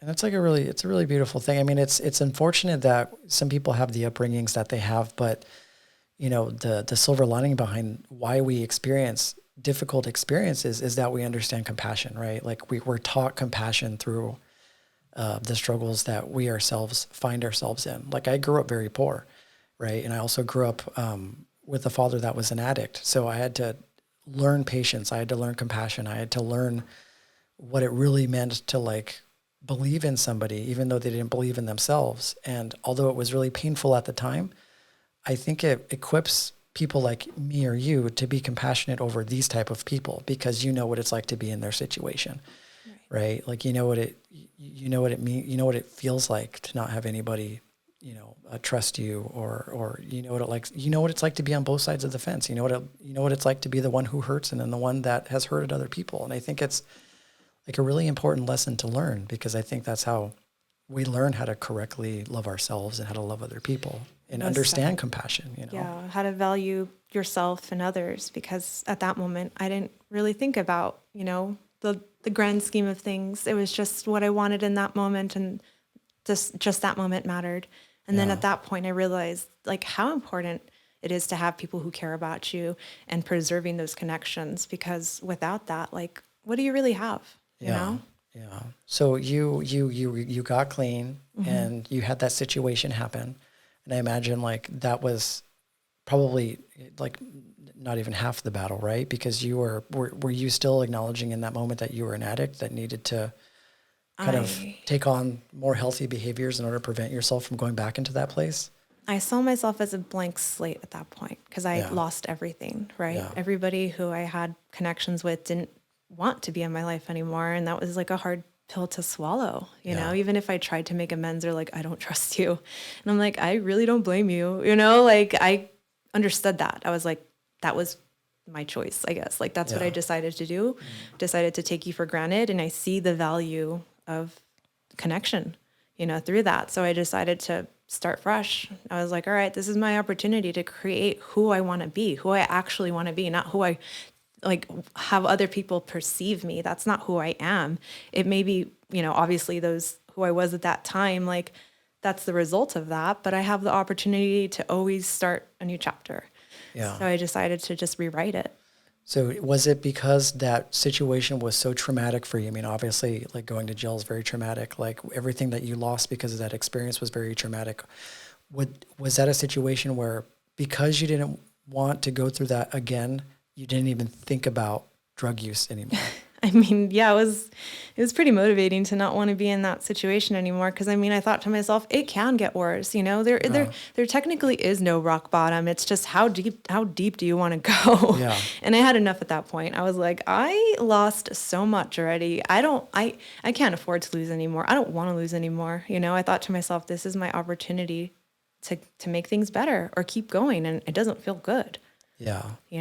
And that's good. That's good that you didn't go through that struggle of like trying to stay clean. It seemed like it was a really, really clear path for you at that time. Sometimes it takes that, right? Like getting to the absolute bottom. And, we think we have a perspective of how deep, like you say, you can go, but it can go just unfathomably deep, So it's cool that you were able to overcome that. So from that point on, once that person helped, like what was life for you after that? Like what was life like rebuilding your life? Did you like repair your relationships with other people, your friendships and your connections with them? For the most part, they were all gone as far as friendships, my family, like it took a while to rebuild the connections, to build that trust. But for the most part, anyone who I considered a friend was gone. And I thought to myself, like, this is my opportunity to reinvent myself. So like, it's up to me, how I want that to look. I try to make amends, but it's okay. Like it was understandable that they didn't trust me, and like I had to respect that. So I thought to myself, like, I know the value of friendship now. I know what it is I know what not to do basically in order to keep people around. And it was a lesson, and I took that with me. So the next people that I met, I didn't treat them like that. I didn't take them for granted. Yeah. It was just kind of like, I understand how valuable trust is, and once it's gone, like it's hard to repair, Yeah. Yeah. So, yeah, I just had to like see it as a new opportunity to keep going. Yeah. And during that time, did you have, because I I know you now present tense, like you're a very spiritual person, right? There's like that dimension of your life is very present for you. At that time, did you have that sort of like underlying energy? Was that something that was a part of your life at that time? Not at all. I just, I thought to myself, like, there was no God. Like, if God existed, I wouldn't be in this situation kind of deal, I kind of was just like, how dare, like I put a lot of, like, I don't know, I put the blame on somebody else essentially, right? Another thing aside from me. It wasn't like the course of my actions or anything. It was just like, I kind of was just like, I wasn't something to focus on at the time. My life was just so unbalanced and chaotic. Like I really had no type of grounding force kind of. Oh yeah. So it was just kind of like, I was just starting with me and feeling safe and just making sure that I was okay. You're just trying to get yourself out of that flight or fight sort of response, right? Yeah. You're just trying to like get your feet on the ground and ground yourself into something that was more secure so that you weren't just all over the place. Right. And so, yeah, so that wasn't even like a part of that realm yet. So like, what did that look like? Did you what did you do to kind of rebuild your life during that time? I mean, I just had to like, as simple as it sounds, like learn how to be a human again, like instead of chase a drug, like I would be okay with like feeling every feeling, and like really sitting down with them and just being like, okay, this is what this feels like. I'm not trying to escape anything. I'm just accepting every moment that happens. So it was just kind of like surrendering to whatever was. And before that, I was just kind of running away from everything, like avoiding responsibilities, right? Just like acting like it didn't matter. But now it's just embracing it all at any cost, right? Just like, I'm here for it now. It's interesting how like you were saying when you were an addict and how it changed your perspective of life. Like it made sex so much better, like so much better. And so when you're on that sort of like, in the clouds and you're just feeling that just euphoria and that bliss for so long and then having to come right back down to reality, that feeling of having to completely relearn how to be a human being seems like something that really needs to happen, right? Like how did that impact like your relationships, right? I mean, it dulled things out for sure, right? Because it was just like incredible highs and incredible lows. But then like sex just didn't even seem important to me at that point. I was like, I had the best sex that I could possibly imagine, right? Like physical like attributes, like I got the hottest guys. I had the most incredible sex. Like it was very shallow and superficial, like looking back at it now. But, it made me reevaluate what I thought was important in my life to begin with. It was just kind of like, well, obviously I had the best sex already, so what's next? Like I was just kind of like, I have to like think about it more deeply than that because that already happened and I'm never going to get that high. So now I just, find value in different things. Like, so now like when I look for a partner, I think to myself, like, they can't just look good. They have to be good for me. They have to be like, it's a mind, body, and soul connection. And before it was just body, right? Yeah. So now it's like more encompassing, more well-rounded, more suitable, more like healthy. Yeah. Yeah. It's really, really interesting. Like it's how we learn through going the complete opposite direction first. And that you're absolutely right. Like that addiction is like a purely physical sort of endeavor, right? So it was like void of that spiritual aspect of it. Completely. I was so selfish. Yeah. And that part didn't even come out yet. And, when you look back, like when we like retroactively look back at those experiences, at least for me, it makes sense why I would have chosen a path like that, right? Especially where I'm at right now in my life. And I'm still very much learning about myself, about God, spirituality and stuff like that, just like you are. But I'm really, really grateful for where I'm at with the understanding of, love and compassion and stuff like that, because I know that I would have never been able to get to that place if not for these experiences. That's the one thing that I noticed about some people is that they completely demonize their trauma. Like they completely demonize the struggles that they've gone through, and they resist ever going back there. Like there are people, and I have a lot of compassion for them. And there are some people that just don't want to put their hand on like a wound out of fear that it may open again. And, I feel like it's really important that we change our relationship to how we see our trauma and look back and show appreciation for everything that we went through because of what it allowed us to wake up, awaken to, you know what I mean? Yeah, there's a lot of depth now in my life. Now I can appreciate all aspects of it. And, I had a bit of resistance even coming into this, like thinking to myself, like, how are people going to perceive me if like they know all the bad parts, right? It's not about that. I don't want to live with a mask. I don't want to like just have like one facet of my life and it's just being happy. And like, here I am just doing good things and I just have a positive outlook. Like we're so much more like multidimensional than that, than to just have one aspect, right? Because it's not true. Like it's not accurate. It's not all encompassing. It's just one perspective, right? Yeah. And we're so much more complex than that. Way more complex.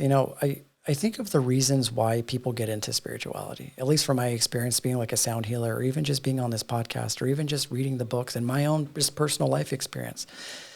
The reason why people get into spirituality is because they've typically had traumatic experiences in their past, right? People that have just had good lives, they're too busy just having a good life, Yeah. right? They're going through the motions, and that's their karma, and that's what they have been assigned to do. But all the people that I've met along my path in this journey are people that are trying to heal from the type of past that you've had, the type of past that I've had. So people that you don't always get into this arena. They all have one thing in common, which is like they've all experienced really challenging things in their life. And it made me realize, just even in my own experience, that nobody is void of challenges and struggle and trauma in their life. So this idea that like there's somebody out there that have just had a 100% amazing life is complete bullshit. Or they're really boring. Yeah, or they're really boring. There's no depth there, right? Yeah. Like I'm realizing now in my 30s that there isn't one person that I know that hasn't experienced a fucked up childhood, that hasn't experienced like some level of trauma or some level of just sadness or loss or things like that, because every human being is designed the same way. Like we experience everything collectively together as one sort of energy permeating the world. So wherever one person does something, that is another person is affected by it. Like it's all intertwined into this like large web of just consciousness exploring life, right? And all learning from it, like each other. Ultimately, fundamentally, that's God just looking through the lens of different people, like trying to learn about itself through its interaction with other people. So I noticed like whenever, it's easy to see one person's journey as their own, but a lot of the trauma you experience is a lot of like, it is symbolic and representative of the trauma that we all collectively experience in life, because we're all a part of this, what Carl Jung calls the collective unconscious, right? Like the pain and the struggle of our humanity is worked into the fabric of how we're raised, like violence and darkness and shadow and love is all something that we all collectively move through in different ways. So I'm just trying to say that, that idea of the perfect life doesn't exist. It's definitely all connected and we're all affected by it. And it's one thing to pretend it doesn't exist and, just like a homeless person. And it's another one to embrace your shadow or the person going through a hard time and like embracing it because it affects everybody. Yeah. It's like Carl Jung calls it the process of individuation, right? He has like these two sides of the coin that we have, which is the anima and then the animos. These are like in a symbolic way, our masculine and our feminine energies, but also our understanding and our ignorance of things, which can be like our light and our dark. And from my experience, just, throughout life, it's really about integrating those two, right? It's like accepting the fact that you have this shadow and not turning away from it. Because I noticed that all the fear and all of like the pain that I'd ever felt had to do with my resistance to those things, right? It had to do with my resistance and thinking that life was just all sparkling and rainbows all the time. It was harder to sustain that perspective than it was to just accept all of it. It's a lot of work. Right, it's a lot of work because when you want life to just be perfect all the time, you're dealing with a lot of elements that are pulling you away from that. You're also walking away from a part of life that is also like exists to help you develop meaning in the life that you live. Like you need these dark aspects of life in order to understand sometimes things like love or compassion. So it's like if you are only accepting your light, you're not your shadow, you're always walking around like you're half a person all the time. Like you're always walking around as if you're fragmented. And so for me, a lot of my healing came as a result of me accepting my shadow and accepting the parts about me that I don't like. And then by being able to do that, I'm able to accept the parts in others that I don't like as well. And so if that acceptance exists, then that I think fundamentally is what compassion is. It's like understanding that every single person is on their own journey to learn whatever it is that they need to learn. And that other person is also you at the same time because they also go through the same happiness, sadness, pain. That person goes through it the same way. Yeah. So we're just looking at all of these different things through just different lenses. I see it like a video game. Like we're all playing the same game, but we're in different levels and stages. And it's like silly to like judge someone on the level they're at. Cause you're like, you've been there too. Don't act like you haven't, or you will be there, you know, like we'll have to deal with the same struggles, the same game, but just in different scenarios and variations, and our characters look different. Yeah. And some of us have like the Konami code, like the cheat codes in order to get by. Yeah. How dare they, the 1%. It's like, hey, you know, this like next level boss that you're about to go on, or you write down this code, you gotta like type this password in so that you can kind of get past it. Like we all have our own sort of ways of beating the next level boss. We have our own cheat codes. we have our own cheat codes. Okay, so I imagine that after that experience, that art became probably one of the biggest things that helped you in rebuilding your life and moving forward, right? Most definitely, yeah. I never really took it seriously or saw it as profound until it profoundly affected my life, right? Like I had to like experience it for myself. Like I always appreciated it, like growing up, and like, you know, I would draw since I was like little, and, you know, take electives in art class and stuff, but I never like really, like I just saw it as like fun, you know, it was just a pastime. And then I realized like I can actually like create bigger waves, you know, like actually change people's lives with art. And it changed my life most definitely. So I could see how like powerful it could be. Yeah. So I just started like exploring the different mediums and like really just testing the waters of like my expression, you know, and not limiting myself in that way. Cause it was like not only therapeutic to me, but it was also like people got, you know, like they would react to it in a way that I would never get before. And it was just like my favorite language at that point, right? Creativity is just like my favorite form of expression. Yeah. And it's also like maybe it was like another form of like that woman believing in you and validating the fact that you exist, you know? I know that like when I see a really amazing piece of artwork and it's able to reach in and pull out different emotions in me that weren't there before, or allowed me to imagine life as a very specific way. And I tell the artist that made the work like, wow, this art was unbelievable. It's beautiful. Like you take so much from it. I imagine that was very validating for you. Most definitely. Yeah. And there was just different ways to go about it, you know, and now I see the biggest result with my readings, but I also think it's just a form of creativity, you know, like it's storytelling, it's visual, but it's also helpful. So it's just like accumulation of all the things that like I was told throughout my lifetime that I'm naturally good at. And that's the best part, that we can all do that, right? We can all just like sit down, write what we're naturally good at, make a list. And even if it sounds frivolous to you, just like write it down, you know, and then make a, like, once you have your list, just like combine it and just play with the possibilities of like, what can you do with these things? Yeah. I feel like every single person has something that they're good at, right? And I think that sometimes becomes very obscured by what people think that they should be doing based off of their peers and based off of their community, right? Yeah. Because I know a lot of people right now that are looking for meaning, and they're engaged in lots of things that they're not even passionate about. Like they're engaged in things that they think that the other people want them to do. Like, for example, like social media, or like being influencers or doing something. And I see some of these people blindly doing it, not getting what they want out of it. And the way that I see it is like God or source assigned each one of us with very specific talents. And if we're tapped into our own, you know, our own spirit and our own intuition, we can find out what that is. It may not be something that, you even thought that you'd be good at. Right. It could be something even just as like subtle as like being able to crochet, you know what I mean? Like it could be something just as random as like, you know, like collecting coins or something, you know, like there's something, everybody has something that they can like delve passion from, something that they enjoy doing. And I feel like, once we tap into that and you're able to sort of power the ship in that way, I feel like that can be its own sort of journey in itself, just like it was for you.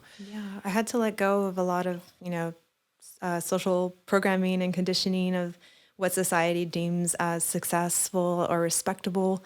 Like just because somebody doesn't think it's like a real job or, doesn't think like it's valuable or means anything doesn't necessarily mean that, you should take their word. Like that's their truth and you can go ahead and respect their truth, but that doesn't necessarily mean that it has to be yours. It's true. I agree 100%. That's what I'm talking about too, right? Is that like anytime we're faced with something, especially creativity wise, because a lot of like our Western culture, they see it as sort of like secondary, right? It's more trivial things.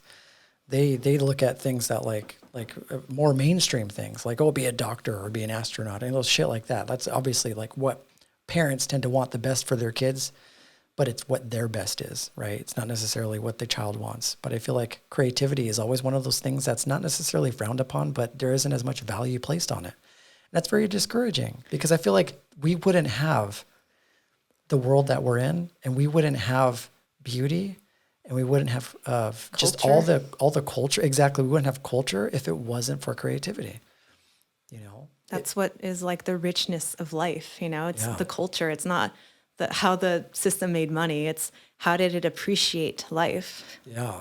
Yeah. And so they're like a lot of artists are like these unsung heroes. Like they are the voice of humanity. Like they're the voice of our culture. And I think going a little bit more mainstream, I think like comedians fall into the same realm. Like they're taking people that I notice that are like creative, like artists, they're taking all these different complex emotions that seem to be permeating the civilization of people and they extract it and they translate it in such a way that it can be understood. Because sometimes those emotions and those feelings can't be properly conveyed with words. So you have to have things like creativity in order to like be able to bring that culture and that like beauty into life. So I feel like creative types really need to exist. Yes, definitely. But they're just, they're not, I feel like they should be, I feel like nowadays they're a lot more accepted than they were back then. I feel like we have more of a sphere for that type of thing to exist now. We're getting more progressive, but we still have a ways to go. Yeah, we still have a ways to go. So when you approach your art, is it ever like is the intention ever to like communicate a story of what your past was like or what it was like maybe overcoming addiction, or is it just tapping into another place? It's just what I feel needs to be expressed. It's not necessarily a story. Yeah. It's just an expression it's like a release. Yeah. And what that release looks like is just what that emotion feels like. But I tend to go abstract. So it's just colorful and patterns. So it's you can't really see them. Like maybe you can feel the feel of the vibe of what it is I'm doing, but it's not necessarily like, oh, I could definitely see what you're going through. Yeah. Like when you're making art, like what does that process look like? Are you just completely present in the flow state, or is there like a certain ritual or a certain way that you like to approach your art before you go about doing it?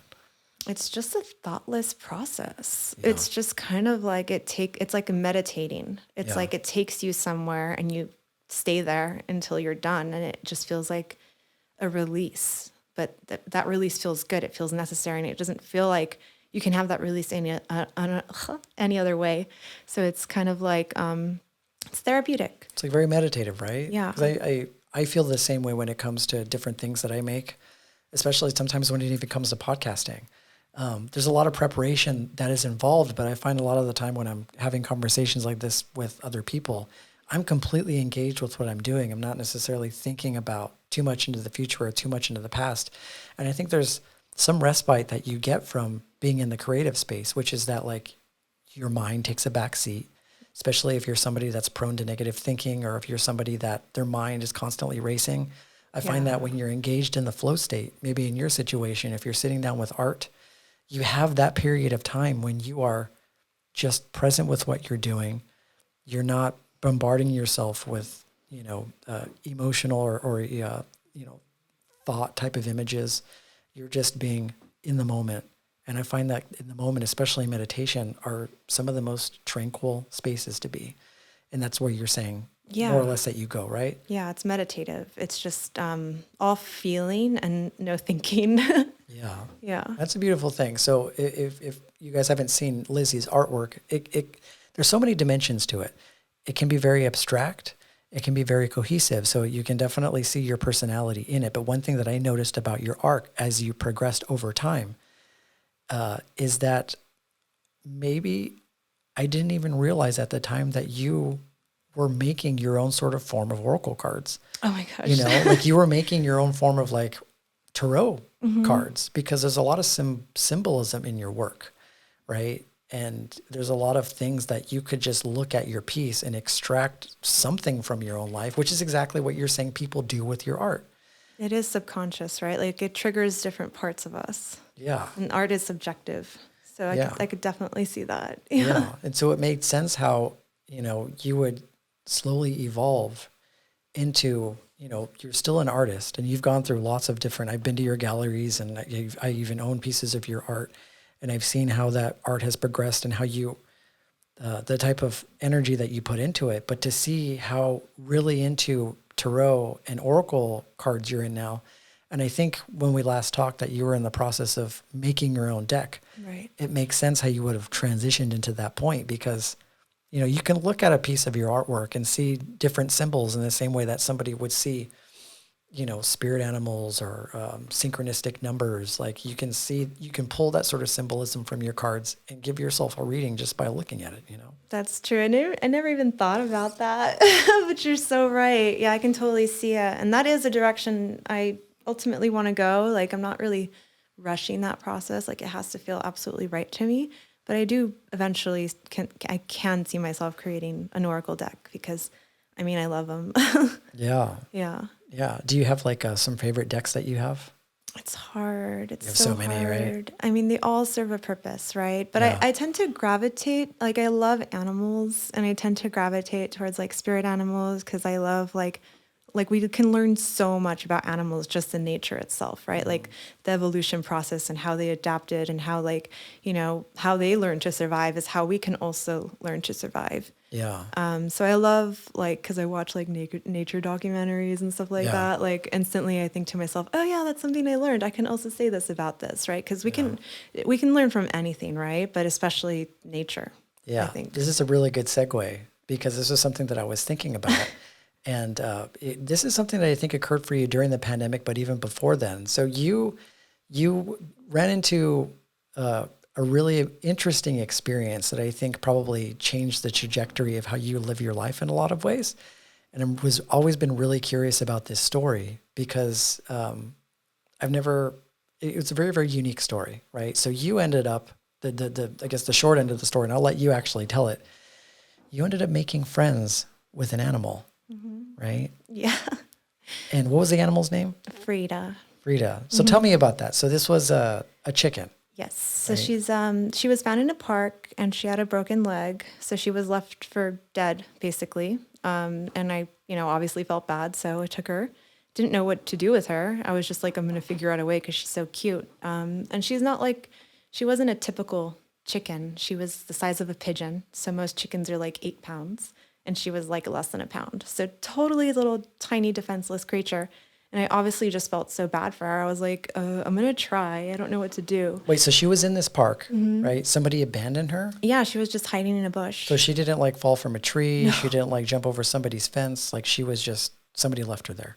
I think so. She got injured and she was just trying to hide from whatever she got hurt from. What was her injury? A leg, like she broke her leg. She broke her leg? I think, yeah. And do you think that her leg had already been broken, or was it because maybe somebody threw her out like a car or something? It's hard to say. Like something hurt her, right? I don't think she did it to herself. Like most animals don't inflict pain on. But it wasn't something she was born with. Right, yeah. I see. So you can tell that it was like an injury of some sort. Yes. So I took her in, didn't even have a cage for her or anything, but I decided to myself, like, even that day when I was eating dinner, like something that I just don't think about. I was eating chicken, and I looked at the chicken, and I was like, I looked at her, and I was like, this is kind of rude, you know? Like, I don't want to eat chicken in front of you. Like, I just met you, and you're going to think I'm accountable or something. So I just was kind of like, all right, I'm going to do this for you. Like, I'll respect you, because as long as I have you, I don't want you to think that you can't trust me, you know? And Yeah. like, that might sound silly, but that was just kind of like the way I would show respect to her, Yeah. you know? And I just wanted her to trust me. Yeah. So, But when you took the animal home, right? So when you went and picked her up, she just allowed you to pick her up. totally submissive, She was okay. totally trusting. And then you just took her in, and then you brought her home. Mm-hmm. And what was that process like the first night?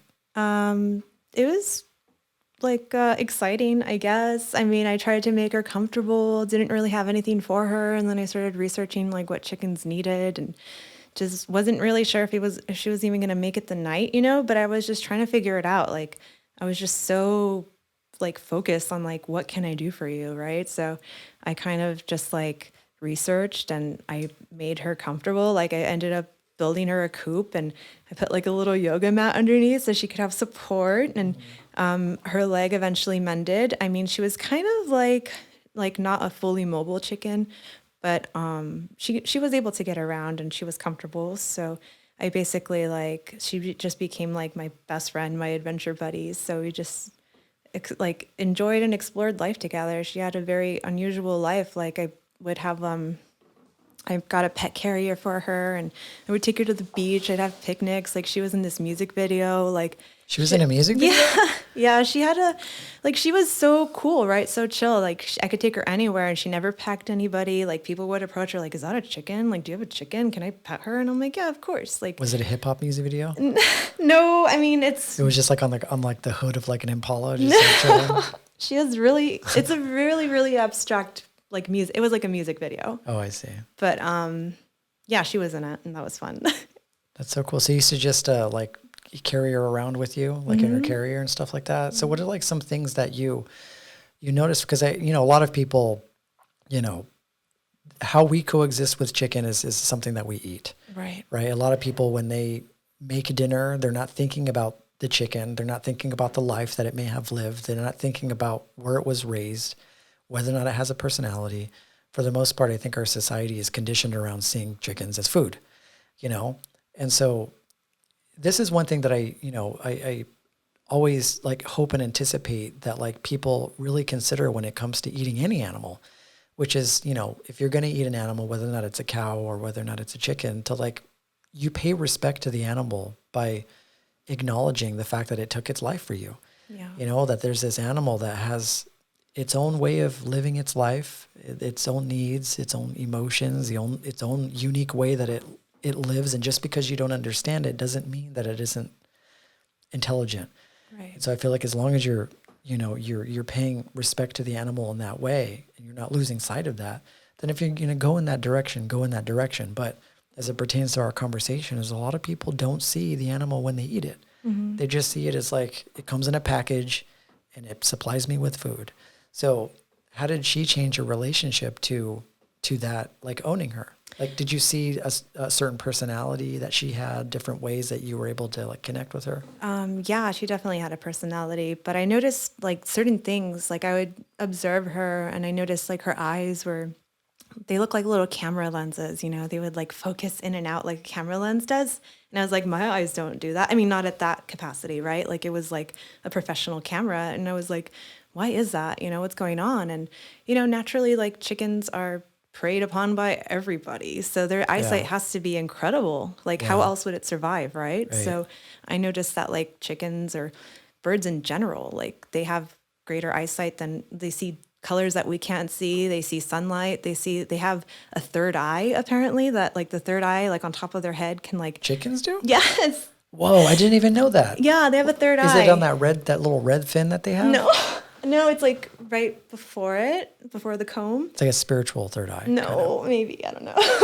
But it's kind of like chickens can see auras, but it's sunlight. So it's like another dimension for them, right? Like, it's another way of like we can see colors, like they can see sunlight. So it's just like another layer that we can't perceive, but it doesn't mean it doesn't exist, right? Because sunlight exists, and chickens eat like plants generally, so they have to be able to notice the healthiest plants. So that's why there's a purpose to why they can see sunlight, because it's like how they survive. Whoa.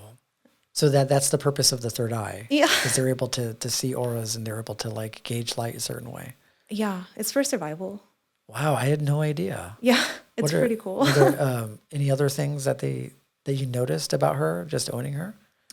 She actually enjoyed watching TV. Really? Like she would peck at things. Oh So, my God. because like whenever, you have like a cat or a dog that you think they're watching TV, but they don't perceive things the same way. Like they can't really see depth or dimensions. Like it's kind of just like flat. Because are they seeing with one eye at a time usually? I'm not sure, but I know that they don't see it like we do, right? But like chickens, they see way better. So like I would watch like the Twilight Zone with her and she'd be like pecking at it. And it was the cutest thing ever, because I didn't know that like, chickens actually like TV. And the strangest thing that I realized that took me totally by surprise is that like she loved to cuddle with me and like nuzzle me. And like I had no idea. Like the first time she did that, it like melted my heart. I was like, what is this? Like, is this some phenomenon with just her, And then I Googled it, and it was just like, I see other chickens cuddling, and I was like they walk up for the cuddle? She would walk up, and then like, I would kind of like, she would hobble up. She would hobble up kind of and fly, like use her wings a bit. Oh, I see. And then like, I would kind of do like cradle thing. So she would like go into it, and then I'd put like my hair over her, and she'd like nuzzle in my hair and close her eyes, and it was like the cutest thing ever. And like she would try to come up to my neck to like put her face or like her head here, and then just like hide in my hair and like cuddle. Like that's cuddling in my opinion. Yeah, that's totally cuddling for sure. Yeah, it was the cutest thing ever. And then I thought to myself, wow, like I like to believe that most animals like to be treated nicely and, be shown affection. And maybe we all have different capacities of that, of like what that is to each animal. But like, I know all animals want to be treated with respect, like. Oh yeah, absolutely. Like, I don't think they enjoy pain. Like we don't enjoy pain. Yeah. I don't think any animal wants to die. Right. You know what I mean? And I think it's just a part of our society. Like it's just because we don't understand them, we just assume that they're not, they're not like self-aware. Or they're not like sentient creatures. And that's totally bullshit, because they are. They just have their own way of doing things. And like, I like dolphins are really intelligent. Like I found out that like pigs are super intelligent. Like horses are like super unbelievably loyal to their owners. Like you learn these things later on in life, like cows, like, have you gone online and seen what a happy cow looks like? They're just like running around the fields. They're like puppies. They're just like little puppies, you know what I mean? And these are things that like aren't as widely sort of distributed amongst the tribe. But I think like once you spend enough time with animals, you can see that they have their own ways. They have their own emotions, Yeah, I think like the biggest thing that humbled me in regards to just animals in general is that like some of them have greater capacities than we do, and like it's so human to think like, oh, we're the top of the top and everything's below us, right? Everything's beneath us, so they serve us. Like, right. Like we're in an ecosystem and we all have different capacities and we all adapted differently, right? So like I learned the other day that like whales have a greater range of emotions than we do. Yeah. And I was like, what? Like, how is that possible? Like, no, I'm supposed to have the most emotions. And it's like so human to think that, right? Yeah. But like, there's a lot of things that are better than like have a greater capacity, right? Like it makes sense if you think about it more, but it's just like most people just don't think about it. Yeah, they don't think about it. And I think there's some guilt and there's some shame in thinking about animals in that way, because then that would mean that they'd have to change a lot of their behaviors, right? Like we would never hurt another human being, because the first thing that we think of when it comes to humans is like they have a heart, they have emotions, they know how to love. Why would we ever hurt this? We look at like dogs and cats the exact same way. Mm-hmm. That's sort of like the weird sort of like counterintuitive way that we look at our pets, is that they're essentially animals too. But we would never think about eating our dogs. We would never think about eating our cats either, right? Because there's a certain place inside of us that we've acknowledged that this cat and this dog have the ability to love us, right? Because we've spent enough time getting to know these animals to know that. But I feel like there's there's more reluctance around things like cows, around pigs, around chickens, because these are things that we eat, and these are things a lot of people like find really delicious, like by acknowledging the fact that these animals have sentience, that these animals are intelligence, means that you will have to find another way, right? You will be forced into, either being a vegetarian or being maybe a lot more mindful with the selections that you sort of like partake in when it comes to your dietary like life, and I feel like a lot of people aren't prepared for that. I think that's just part of evolution, though, to acknowledge that we have the capacity to choose differently. Yeah. And just because animals don't, and it's like, well, it's nature. Like animals eat animals in nature. Well, they don't have that choice. They have to struggle in that way to survive. Otherwise, they die and they go extinct. Yeah. But we're humans, and we actually have more options. Right. So, like, that's our evolutionary track. Like, we have that power to decide where we want to go. Right. It's true. Like we take on a different type of responsibility because we're aware of our behavior. And I always come back to balance. Like if we were in the forest and we didn't have any other options, like I doubt that God would want you to die for your morals. You know what I mean? It's like if you're in the wild and you need to hunt an animal, do that. But there's a humbling thing about hunting your own food because you're going through the entire process of taking something's life. You know what I mean? You're like taking an animal's life.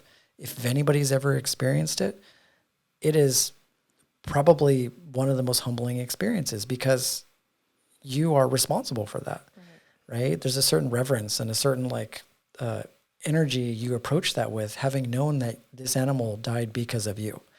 And so I feel like if people were more engaged with that, then they would be a little bit more conscious of the things that they eat or the things that they put inside their body, because there's a really deep process involved in just engaging in that in general, Yeah.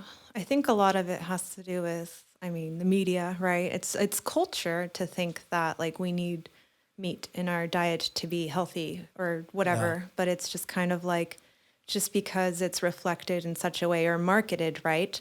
It's kind of like, it doesn't necessarily mean it's the best choice. Yeah. Doesn't mean that it's the best choice. So it's, I feel like we could all benefit from widening our perspective. And I guess where our society is right now, I feel like even though it's a slow progression, I feel like people are starting to awaken to that. What's healthier for your body, organic versus non-organic, like cage-free versus not, whatever. But I feel like people are starting to awaken. We didn't have vegans, so we didn't have vegans back in the 90s, at least they weren't as pronounced back in the day. Vegetarians, I feel like people are starting to be a little bit more compassionate of animals. And maybe that has to do with how we've sort of deepened our relationship with our pets too. I'm noticing now it's not just people with dogs and cats. It's like people with fucking hedgehogs and like foxes and different other animals that we want to coexist with. So there seems to be some sort of like revolution or evolution happening in how we approach, our relationship with animals. And I feel like that's a good thing, but I definitely still think that there are people out there that need to be a little bit more conscious of animals and their consumption of them, and just maybe practice balance more than anything. Never losing sight of the fact that this animal will give up its life for you. Yeah, I think to just realize that you're part of an ecosystem and we need sustainability in our life in order to be able to maintain it is like another point that people should think about. It's not just consume, don't think about the next generation or, where your food comes from. It's just being aware of the impact that you're creating with every choice that you make. Yeah.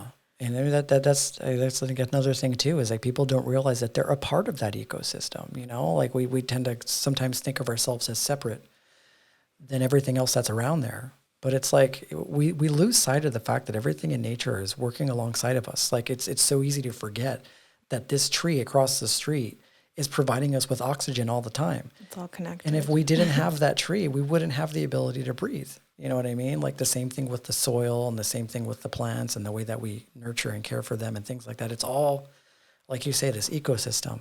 And it's crazy. That just sort of signifies how maybe out of touch some people are with the nature that surrounds them. maybe because their focus is on something maybe a little bit more superficial, maybe something a little bit more materialistic, maybe something that involves, just caring about yourself, like I think we can all benefit from not forgetting the fact that like everything around us is here to support us, but we should also support it, nature, by nurturing it and caring for it at the same time, It's a delicate balance. A delicate balance. So your relationship with Frida, so she taught you a lot of different things. Yeah, she opened up my heart. But it was unfortunate. Like I only had her for like maybe 3.5 years, and she suddenly like died out of nowhere, and I got really sad about that. How did that happen? It was bizarre. It was just kind of like I came home one day and I had like, it was just out of nowhere. Like she was having difficulty breathing, and like for the first time ever, she like pecked me. Like I was like, whoa, she's not normal. She's out of her mind.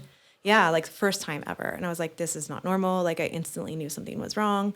And then I like just was holding her, not knowing what to do. And I saw her take her last breath, and I was devastated. I was like, oh, okay. so she like passed away in your arms. Yeah. So did you look up, and I don't even know this, how long a chicken lives for? They can live a really long time. Really? They can live, I think typically I think it's 9 years. 9 years? A while, yeah. It's a long time. For a chicken, yeah. Did you ever figure out what happened? No idea. It was just bizarre. I have no idea. But Yeah. at that moment, I had a choice. Like, I was like, okay, I can go back to eating chicken because she's gone, and I'm not like disrespecting her. But that felt so wrong to me. I was like, why would I do that? Like, now that I know that this chicken has the capacity to like cuddle and love and like, like appreciate life and watch And all TV. chickens. Yeah, not just her, everybody. Like, that's the way I honored her, and that's the way she lives on forever with me. Like I see a little piece of her in every single animal, and I think to myself, like, why not? So I decided to just like to honor her and to have her keep like alive in my memory. Like she expressed or she showed me such kindness and compassion that it lives on through the kindness that I do by abstaining from eating any other animal. Yeah. That's really interesting. We've talked about, we've done an episode in the past about like soul contracts with animals. Oh, really? Right? Like I have this very deep spiritual connection with my cat. Jen had a really deep and spiritual connection with her dog Sancho, and he unfortunately passed away recently. And we talk a lot about like, sometimes there are animals that come into our lives that come to teach us very specific things, just like people do, and when we think back now, if it happens to be an animal that passed away, and we think back about the sort of legacy that the animal left on our hearts, and then we think back, we can find so many things that these animals actually taught us. So to think that like Frida just magically entered into your life by just randomly being at a park at the right place at the right time, went through that process of teaching you like so much about what it means to love, but also, what these animals really truly represent and what they're capable of, and then somehow just magically and mysteriously just take off. Yeah. She's a shaman, chicken shaman. Yeah. It's like, it's crazy to not think of that as sort of like a magical sort of like a thing that just occurred, this mysterious thing. You know what I mean? Like, because you don't know how she got there in the park. No clue. And you don't know exactly why it is that she left so suddenly. If you knew that, like chickens lived for 9 years, it's almost like she came into your life with a very specific mission, and she taught you that. And then once you got a grasp on that, she was like, my work here is done. Oh, it's so sweet. It's time to go. Yeah. And it's like, I told Jen this too, when her animal passed away, it's because she was so sad. Like she was just torn apart by it. And everybody goes through a process of mourning. Absolutely. But I told her, like, if Sancho were alive, and this is stuff that, we usually tell their people, they wouldn't want you to be happy. They wouldn't want you to be unhappy. The only way that these animals know you as is being happy, right? Because they brought joy into your life. So the best way to honor the animal is by just choosing every single day to live in that joy and treat others as good as you treated them. I feel like that's the best way that we can acknowledge these animals, is by remembering how those animals made you feel, and remembering what it was like to love that animal, but with other people. For sure. Yeah. And then that's the way that I want to see it. Like if my cat happens to pass away, is that I want her to live in my heart by remembering how she made me feel and her inspiring me to treat others the same way, you know? Yeah, animals teach a lot. They teach a lot. Yeah. It's just so crazy. It's just so crazy because, you know, it's not one of those things that we're taught really young. It's like like maybe dogs and cats, yes. But, you know, I go online and I can look at videos of foxes and hedgehogs and, you know, whales and dolphins, and they all have their own personalities. And I can see how they all add to the beauty of life just in their composition and the way that they look and the way that they behave and the way that they actually contribute to the ecosystem in the way that they do. And I'm like, man, these things, there's a reason why these animals exist, you know? Like I've seen like videos of like a girl playing violin for like orcas, you know what I mean? And like where people are using dolphins as midwives during birth. Like there's this weird, interesting, energetic exchange that happens between animals and man. And I want to know what you think about this too, because I noticed from being vegetarian for like 8 years that animals tend to know that you aren't a threat, right? And I feel like maybe at some point in our history, we were able to peacefully coexist with animals. I'm talking like millions and millions, probably years longer than we can ever even fathom. And at some point, we were able to coexist with them in a cohesive way, but over millennia and thousands of years of us mistreating them, maybe the way that they react towards humans is a result of how bad we treated them.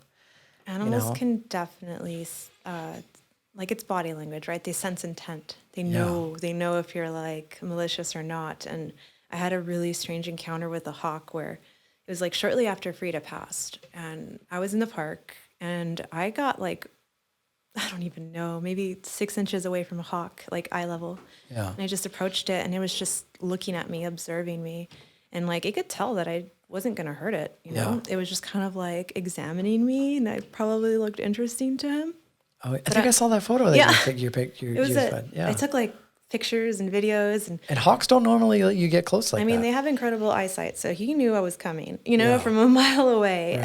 And it was just kind of like it wasn't scared of me, and I wasn't scared of him, even though they got some, you know, crazy talons and beaks, and they can like, you know, rip up flesh. Like I wasn't scared of him.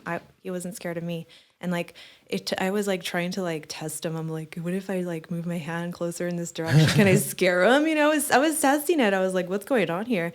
And like it didn't see me as a threat. And I thought to myself, like, maybe that's Frida. You know, like maybe like she blessed me with like birds.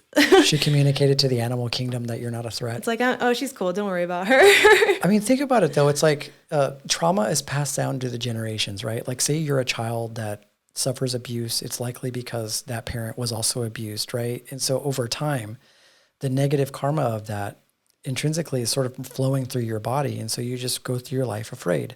Mm-hmm. So imagine if you were a chicken or if you were a cow and all of your ancestors, you just experienced being killed just for thousands and thousands of years. Of course you would be afraid of human beings. Right. You know what I mean? Of course you would be afraid of humans. And so I wonder if like, you know, the reluctance that a lot of animals have towards, you know, being close with humans has to do with the trauma that we've imposed on them. I think so. I mean, there's like the Galapagos Islands where you're not allowed to touch any animals and they don't fear humans. Really? Yeah. Wow, I didn't even know that. Yeah. So that's where Darwin like studied, you know, evolution and stuff. Wow. And he went there and he realized like the animals weren't afraid of him. Wow. So at some point in our history, we were able to like ride on the backs of tigers. And... I don't know. Maybe. Yeah. Like maybe we just had a greater like sense of understanding with one another, I believe. Yeah. That was like during Atlantis and Lemuria. You know maybe. What I mean? Like instead of just having domesticated like long haired cats, we just had like a tiger like sitting on our couch and our sofa with us. I wouldn't be against it. Right. Maybe at some point we'll get to that point. But yeah, that's a really interesting story, what happened with Frida. I don't know anybody else that's ever just had a chicken as a pet. And I was really fascinated by that journey that you went on. And I remember you actually posted that video of that hawk, and I was like, oh, this is another journey that's about to start. And I remember like visioning in my mind, like, okay, now Lizzie's like, this hawk is now her pet. and you were going to have her like just chilling on your shoulder. Wish.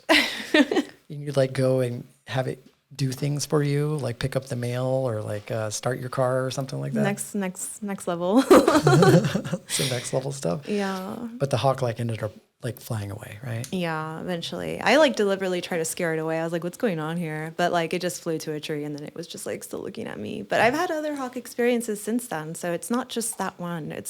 I think it's just my demeanor now. Like I feel like it's, the number one language you first learn is body language. You know, it says so much more than words. Yeah. And I think like animals know that, that's how we can communicate. And now I'm more aware of it, what is a threat to a bird? What is a threat to a human? And once you like understand that more, like I can communicate without, using words. Yeah. It's almost like your third eye is open and you're like tapped into your intuition. I imagine you are because you're doing a lot of like your oracle and tarot work. And a lot of that has to do with the psychic energy. And I always like to see psychic energy as like a really expansive force that can also just be something as subtle as reading language, like body language, Sure. And I feel like if you're around animals and you're able to like tap in to their consciousness, then you could develop that sort of connection with them, Definitely. So it's cool that it was able to like expand your awareness with other animals. Just life in general, understanding it in a whole new way. Yeah, I feel like there's going to be another animal that comes along your path. I hope so. I'm ready. If you were to think of another animal that you'd want to like kind of nurse back to health or have as like a little friend, you know what it would be? I've been wanting like a crow for a really long time because they're so smart. Really They're so smart. They're really smart. They're actually self-aware. Yeah. Yeah. So I'm like, yeah, why not? I remember seeing this video online of this little girl that developed this relationship with this crow that just happened to live that happened to just kind of hang out around her street. And this crow every single day would drop little trinkets in front of her door. Shiny things. Like shiny things. And the crow started dropping like really fancy trinkets and it sort of like sparked the interest of like the parents. Yeah. Because it seemed like this crow was going into people's yards or going into people's houses and it would always like find things from the neighborhood and leave it with this little girl, like the bracelets and necklaces and things like that. So it's like this crow had this affinity to this child. She didn't know why, but that just shows you how intelligent that they are, Yeah. And I heard that crows don't forget a face, especially if it's somebody that has hurt them in some way. Yeah, I think most birds are like that. Like I noticed it in geese as well. Like there's this I saw this lady. I go to a park and walk pretty often there, and this crow, this goose was following this lady like a dog.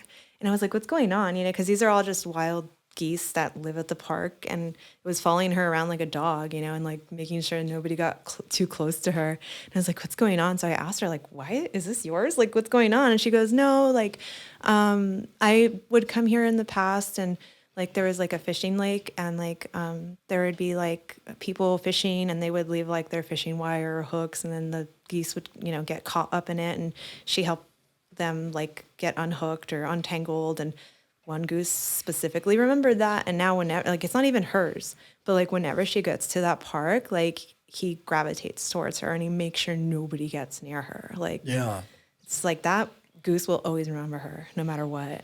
Yeah. It's interesting. I've always wanted a crow growing up. Yeah.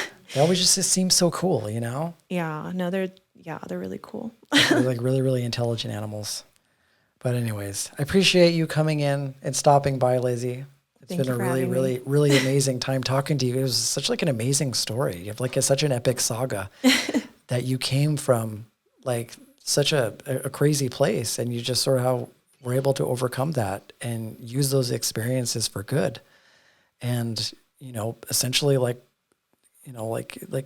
really, really embodying being a healer to other people. It's like reminds me of Carl Jung's archetype of the wounded healer. And that archetype is that one who goes through and experiences such trauma and has been through sort of like the depths of that has an obligation and a moral responsibility to help others through that as well. And I feel like that's sort of like the journey that you're going down. It's like I imagine you're channeling all of that and you're trying to help people navigate through those challenging situations too, right? Most definitely, yeah. It's one thing to experience darkness and stay there, and it's another to realize that there's still light on top of that, and focus on that as well, and embrace your darkness so you can help others see their light in the darkness as well. Yeah. Yeah. I love that. I love that. So all of you guys, if you're with us at this point, you guys want to follow Lizzie, you can actually find her on IG under Technicolor Dreams. That's where she posts all of her work. You can see some of her artwork there. And you could also probably book a reading through her on that, on her IG as well, right? Yeah, just message me. Yeah, just message you. I've been fortunate enough to get a few readings from Lizzie. It's always very, very intuitive, very powerful stuff. I always leave with something really important, something to consider. And the beautiful thing about my journey with Lizzie is that me and her, we've kind of gone through our journeys together. We've kind of grown together. We've learned a lot of things together. I mean, we've even pissed each other off in a lot of other situations, but that's just life, Not too bad. Yeah, we go through the motions, but she will always be soul family. Oh. And we'll always have, that connection between us. So I appreciate you stopping by. Thank you. Yeah. I appreciate you too. Yeah. Thank you guys for tuning in to Divine Nobodies podcast. If you guys are listening, you could, if you're a new listener, of course, you can find us on Instagram at Divine Nobodies podcast. If you guys have any questions or have any recommendations on topics, you could also send me a message, or me and Jen a message on the Instagram. Let us know what you'd like us to talk about. If you have any questions, you can email us at divinenobodiespodcast@gmail.com.